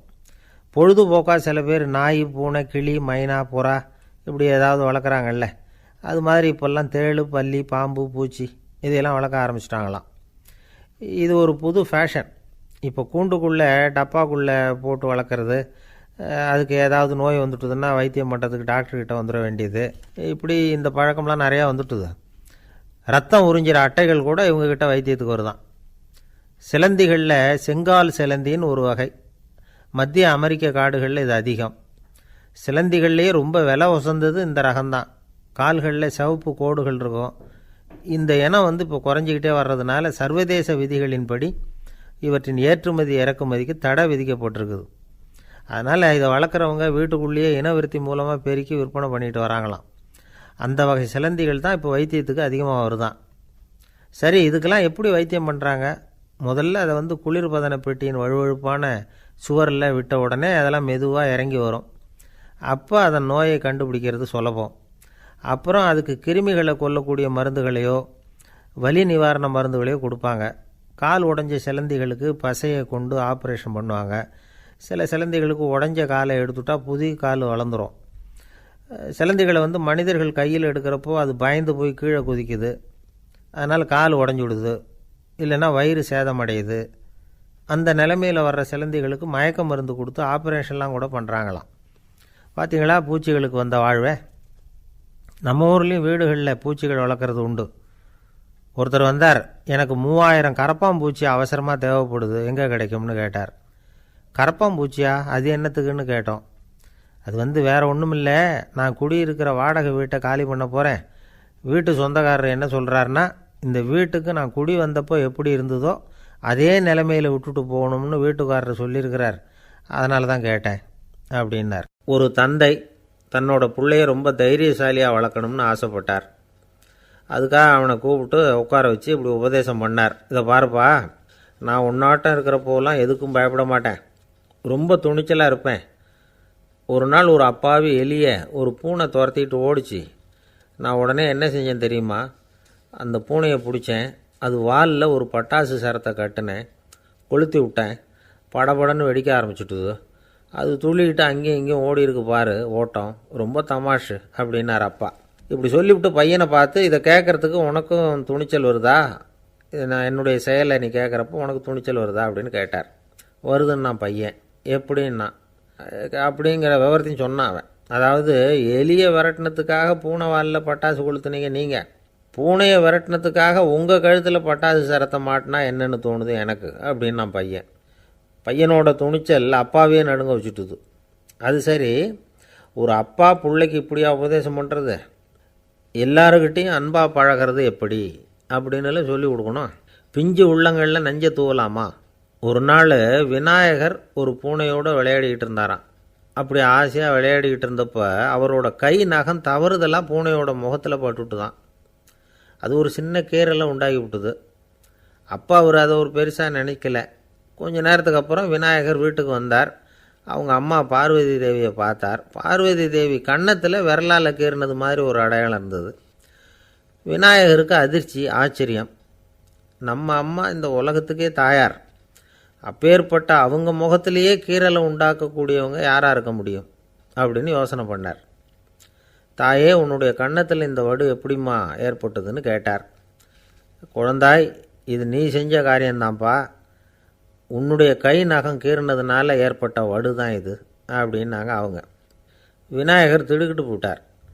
எப்படிம்மா அது? நான் எந்த காலத்துலேயும் ஒன்று அப்படி கீறினதாக எனக்கு நினைவு இல்லையே அப்படின்னார். இன்னைக்கு காலையில் ஒரு பூனையை கீறினதை நீ மறந்துட்டியா அப்படின்னாங்க அந்த அம்மா. விநாயகர் திகைச்சு போய் நின்னார். பார்வதி தேவி சொன்னாங்க, இதை பார்ப்பா, இந்த உலகத்தில் இருக்கக்கூடிய எல்லா உயிர்கள்லேயும் நான் இருக்கிறேன், நான் தான் இந்த உலகமாக ஆகியிருக்கிறேன். ஆகையினால நீ யாரை துன்புறுத்தினாலும் அது உண்மையிலேயே என்ன துன்புறுத்தினதாக தான் முடியும் அப்படின்னாங்க. விநாயகர் மனசுக்குள்ளே ஒரு வெளிச்சம் ஏற்பட்டு தான். அதுக்கப்புறம் அவர் யாரையுமே கல்யாணம் பண்ணிக்காததுக்கு அதுதான் காரணமாக. இந்த உலகத்தில் எல்லாரையும், இங்கே இருக்கிற எல்லாத்தையும் தாயின் வடிவமாக அவர் பார்க்க ஆரம்பிச்சிட்டாராம். குருதேவர் ராமகிருஷ்ணர் இந்த கதையை எடுத்து சொல்லியிருக்கிறார். நபிகள் நாயகம் ஒரு தடவை ஒரு நாற்காலியில் உட்காந்து என்னமோ யோசனை பண்ணிகிட்டு இருந்திருக்கிறார். அப்போ அவரோட உடையில் ஒரு கீழ்ப்பகுதி தரையில் படிஞ்சு கிடந்திருக்குது. அங்கே விளையாடிக்கிட்டு இருந்த ஒரு பூனை அது மேலே வந்து படுத்து தூங்கி போச்சு. தொழுகை செய்ய வேண்டிய நேரம் வந்துட்டது. நபிகள் நாயகம் எழுந்திருக்க பார்த்தார். அப்போ தான் பூனை தன்னோட உடை மேலே படுத்து தூங்கிட்டு இருக்கிறது கண்ணில் படுது. பூனையோட தூக்கத்தை கலைக்க விரும்பல. அவர் தன்னுடைய சகோதரியை கூப்பிட்டார். ஒரு கத்திரிக்கோல் எடுத்துகிட்டு வர சொன்னார். பூனை படுத்திருந்த உடைப்பகுதி மட்டும் இருக்குல்ல, அதை மட்டும் அதோட கத்திரிச்சு விட்டுட்டு அதுக்கப்புறம் அவர் எழுந்திரிச்சு தொழுகைக்கு போனாராம். அதாவது பிற உயிர்கள்கிட்ட எப்படி அன்பு காட்டணுங்கிறத பெரியவங்க எவ்வளவோ விதத்தில் நமக்கு எடுத்து காட்டியிருக்கிறாங்க. இருந்தாலும் எத்தனை பேர் மனசில் அதெல்லாம் உரைச்சிருக்குது. நாமளும் நம்ம ட்ரெஸ்ஸு மேலே ஒரு பூனை படுத்திருந்தா ஒரு கத்திரிக்கோலை தான் தேடுவோம், எடுத்துக்கிட்டு வர சொல்லுவோம். துணியை வெட்டுறதுக்கு பதிலாக இல்லை அதோட வாழை வெட்டினா என்ன அப்படின்னு தோணும். ஒரு ஆள் ரொம்ப பிரியமாக ஒரு பூனையை ஆற்றுல குளிப்பாட்டிகிட்டு இருந்தானா. எப்படி? அந்த பூனையை ஆற்று தண்ணியில் அமுக்கி அமுக்கி குளிப்பாட்டிகிட்டு இருக்கிறான். அந்த வழியாக போன பெரிய ஒருத்தர் இதை பார்த்தார். இதை பார்ப்பா, பூனையை அது மாதிரி ஆற்று தண்ணியில் அமுக்கி குளிப்பாட்டாத, மூச்சு திணறி செத்து போடும் அப்படின்னு அட்வைஸ் பண்ணார். நீ போய் அவன் வேலையை பார்த்துக்கிட்டு, எனக்கு எல்லாம் தெரியும்னு இவன். சரின்னு அவர் போயிட்டார். கொஞ்ச நேரம் கழித்து அவரே அந்த வழியாக திரும்பி வந்துக்கிட்டு இருந்தார். ஆற்றுல பூனையை குளிப்பாட்டிக்கிட்டு இருந்தவன் அழுதுகிட்டு உட்காந்துருக்கிறான். பக்கத்தில் அந்த பூனை செத்து கிடக்குது. இதை பார்த்தார் பெரியவர். நான் தான் அப்போவே சொன்னேனே அந்த பூனையை ஆற்றுல நினைக்காதேன்னு, அதை கேட்டிருந்தா இப்படி ஆயிருக்குமா அப்படின்னார். அந்த ஆள் கோபமாக இவரை முறைச்சி பார்த்தான். அட போய்யா, இந்த பூனை ஆற்றுல குளித்ததுனால ஒன்றும் செத்து போகல, குளித்ததுக்கப்புறம் அதோட உடம்பு ஈரமாக இருக்குதுன்னு அதை புழிஞ்சேன், அதனால தான் இப்படி ஆயிட்டுது அப்படின்னானா. உலகத்தில் எது எதுக்கும் ஆராய்ச்சி கூடங்கள் இருக்குதுல்ல, அது மாதிரி தூக்கத்தை பற்றி ஆராய்ச்சி பண்ணுறதுக்கு ஒரு ஆராய்ச்சி கூடம் இருக்குது. அப்படி ஆராய்ச்சி பண்ணணும்னா அதுக்கு மூழ்கிக்கிட்டு இருக்கணும்ல. அதனால தான் அந்த ஆராய்ச்சி கூடம் இங்கே இல்லை. அமெரிக்காவில் பாஸ்டன் பல்கலைக்கழக மருத்துவமனையில் அது இருக்குது. அங்கே தூக்கத்தை பற்றி பலவிதமான ஆராய்ச்சிகள் பண்ணிகிட்டு இருக்கிறாங்க. அந்த ஆராய்ச்சி கூடத்தில் இயக்குனராக இருக்கிற ஒரு நிபுணர் அவர் என்ன சொல்கிறார் தெரியுமா? உங்களுக்கு தூக்கம் வரலையா, நீங்கள் நல்லா தூங்கிறதுக்கு தாராளமாக சில யோசனைகளை என்னால் சொல்ல முடியும் அப்படிங்கிறார். யோசனை தானே, காசா பணமாக கேட்டு வச்சுக்கலாமே. உணவு, மனநிலை, தூங்கும் இடத்தோட சூழ்நிலை, படுக்கைக்கு செல்கிறப்போ உள்ள பழக்க வழக்கங்கள், இது காரணமாக ஒருத்தருக்கு தூக்கம் வராமல் போகலாம். தூக்கம் வராததுக்கு இதுதான் காரணம்னா அதையெல்லாம் சுலபமாக கட்டுப்படுத்தலாங்கிறார் அவர். தூக்கத்தை வரவழைக்கக்கூடிய ஒரு நல்ல மருந்து உடற்பயிற்சி. ஆனால் ஒன்று, படுக்க போகிற நேரத்தில் இது மாதிரி உடற்பயிற்சிகள் எல்லாம் செய்யக்கூடாது. கொஞ்சம் முன்னாடி பகல்லையே இந்த பயிற்சிகளை செய்கிறது நல்லது. தூக்கம் வராமல் அவதிப்படுறவங்க பிற்பகல் நேரங்களில் காஃபி, டீ இது மாதிரி பானங்களை சாப்பிடக்கூடாது. மது அருந்துறது கூட தூக்கத்தை பாதிக்கும். வெது வெதுப்பான நீரில் குளிக்கிறது, தியானத்தில் ஈடுபடுறது, ஓய்வாக இருக்கிறது, படுக்கிறது, அதாவது படுக்கிறதுக்கு முன்னாடி ஒரு குவளை பால் சாப்பிட்றது, இதெல்லாம் தூக்கத்தை வரவழைக்கிறது ரொம்ப உதவியாக இருக்கும். இன்னொரு விஷயம் என்னென்னா, தூங்கி ஆகணுமேங்கிற கவலை வேண்டியதில்லை. அப்படி நினச்சி கவலைப்படுறதை விட்டுடணும். தூக்கம் வரலையா, உடனே படுக்கையை விட்டு எழுந்திருக்க வேண்டியது. வெளியில் வாங்க, வேறு ஏதாவது வேலையில் ஈடுபடுங்க, கொஞ்சம் நேரம் உலாவுங்க, அல்லது ஏதாவது ஒரு புஸ்தகத்தை எடுத்து படிங்க. களைப்பு ஏற்பட்டால் மறுபடியும் படுக்கைக்கு போங்க, தூக்கம் தானே வந்துடும். ஒரு விஷயத்தை மட்டும் நல்லா ஞாபகத்தில் வச்சுக்கணும். படுக்கைக்கு போகிறப்போ உங்கள் மற்ற எல்லா பிரச்சனைகளையும் மறந்துடணும். அது எப்படி சார் முடியும்? அந்த நேரம் தானே எல்லா பிரச்சனையும் வரிசையாக ஞாபகத்துக்கு வருது அப்படின்னு நாம் நினைக்கலாம். ஆனால் பழக்கத்தில் அதை நாம் மாற்றிக்க முடியும். கொஞ்சம் முயற்சி பண்ணணும், அவ்வளோதான். இது எல்லாமே ஆராய்ச்சி பண்ணி பார்த்துட்டு அந்த நிபுணர் சொல்கிற கருத்து தான். இன்னொரு விஷயமும் அவர் சொல்கிறார். அது என்னென்னா, உடல் கோளாறு காரணமாக தூக்கம் வராமல் அவதிப்படுறவங்களுக்கெல்லாம் இந்த யோசனைகள் சரியாக வராது அப்படிங்கிறார். அதுக்கெல்லாம் மருத்துவ சிகிச்சை கொடுத்து தான் சரி பண்ணணும். சில பேருக்கு நடு ராத்திரியில் மூச்சு திணறல் ஏற்பட்டு தூக்கம் வராமல் போயிடும். ஊரெல்லாம் தூங்குறப்போ தான் மட்டும் தூங்காமல் மூழ்கிட்டு இருக்கிறது, ஊரெல்லாம் மூழ்கிட்டு இருக்கிறப்போ தான் மட்டும் தூங்குறது, இது மாதிரி கோளாறுகளால் சில பேர் பாதிக்கப்படலாம். கால் தசை முறுக்கிக்கிறதுனால சில பேருக்கு அடிக்கடி விழிப்பு வரலாம். மன அழற்சி காரணமாக சில பேருக்கு தூக்கம் வராது. இது மாதிரி கோளாறுகளுக்கெல்லாம் அதுக்கு தகுந்த மாதிரி சிகிச்சை கொடுத்து தான் சரி பண்ண வேண்டியிருக்கும். எந்த கோளாறும் இல்லாமல் தூக்கம் வரலைன்னா ஆரம்பத்தில் சொன்ன முறைகளை கடைப்பிடிச்சி பார்க்கலாம். தூக்கம் வந்ததுன்னா யோசனை சொன்ன அந்த நிபுணருக்கு நன்றி சொல்லலாம். ஒருத்தர் ஏன் சார் பஸ்ஸில் தூங்குறது கெட்ட பழக்கமானு கேட்டார். இல்லையே, நான் கூட பஸ்ஸில் போகிறப்ப தூங்கிட்டு தானே போவேன் அப்படின்னார் இன்னொருத்தர். அப்புறம் ஏன் என்ன டிரைவர் வேலை வேணாம்னு வீட்டுக்கு அனுப்பி வச்சுட்டாங்க அப்படின்னாராம் அவர்.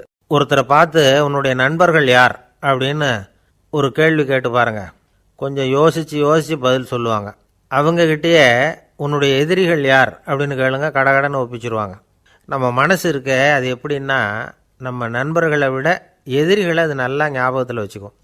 இது ஒரு ஆச்சரியமான உண்மை. உங்களால் நண்பர்களை மறந்துட முடியும், ஆனால் எதிரிகளை மறந்துட முடியாது. இது ஒரு வேடிக்கையான நிலைமை தான். அழகான தருணங்களை நாம் ஏன் மறந்துடுறோம்? இது இயற்கை. ஏன்னா நம்ம மனசு மலர்களை கவனிக்கிறதில்ல, அதில் இருக்கிற முள்ளை தான் கவனிக்குது.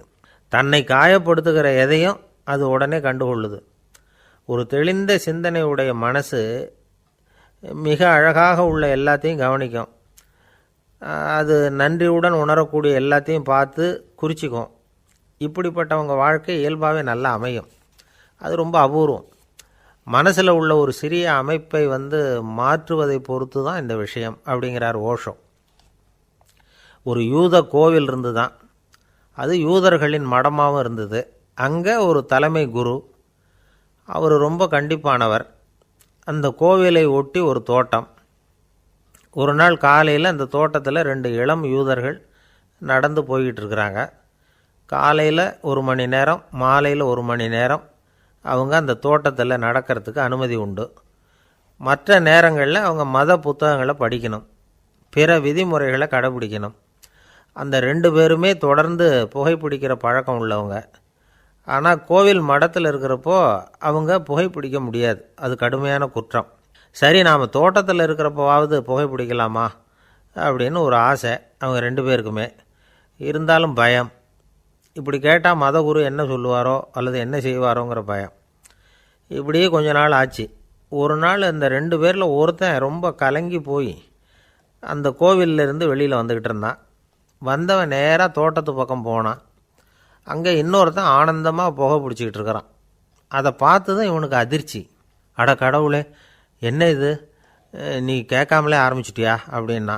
இல்லை நான் கேட்டுவிட்டு தான் ஆரம்பிச்சிருக்கேன்னா அவன். அப்படியா, என்ன மனுஷன் இவர், நானும் தான் கேட்டேன், என்னை கண்ணாமுன்னான்னு திட்டிவிட்டார். இது என்ன கோவிலா இல்லை நரகமா? உனக்கு புகை பிடிக்கணும்னு ஆசையாக இருந்தால் நரகத்துக்கு போகணும்னு சொல்லிவிட்டார். அது சரி, உன்னை மட்டும் எப்படி அனுமதிச்சார் அப்படின்னு கேட்டான் இவன். அவன் சிரிச்சுக்கிட்டே, நீ எப்படி கேட்ட சொல்லு அப்படின்னா. நாம் இந்த தோட்டத்துக்கு வர அனுமதிக்கப்பட்டிருக்கிறதே ஜபத்துக்காகத்தானே, அதனால் நான் ஜபம் சொல்லும் பொழுது புகை பிடிக்கலாமா அப்படின்னு கேட்டேன். அதுக்கு தான் அவர் சத்தம் போட்டு என்னை அடிக்கவே வந்துட்டார் அப்படின்னா இவன். நீ ஒரு மாதிரியாக கேட்டிருக்க, நான் வேறு மாதிரியாக கேட்டிருக்கிறேன். ஜெபம் சொல்லும்போது புகை பிடிக்கலாமான்னு நீ கேட்டிருக்க. ஐயா, புகை பிடிக்கும் பொழுது ஜபிக்கலாமா அப்படின்னு நான் கேட்டேன். அதில் தப்பு ஒன்றும் இல்லை அப்படின்னு பதில் சொல்லிட்டார் அப்படின்னா. ஒரு சிறிய மாற்றம்தான் அது மிகப்பெரிய மாறுதலை ஏற்படுத்தி விட்டது. மனசு நல்ல விதமாக சிந்திக்க ஆரம்பிச்சுட்டுதுன்னா மகிழ்ச்சிக்கு பஞ்சம் இல்லை. ஒரு கஞ்சன் ஆற்றுல விழுந்துட்டான், வெள்ளத்தில் தத்தளிச்சிக்கிட்டு இருக்கிறான். கரையில் நின்ன ஒருத்தர் உன் கையை கொண்டா இப்படி பிடிச்சி இழுத்து கரையில்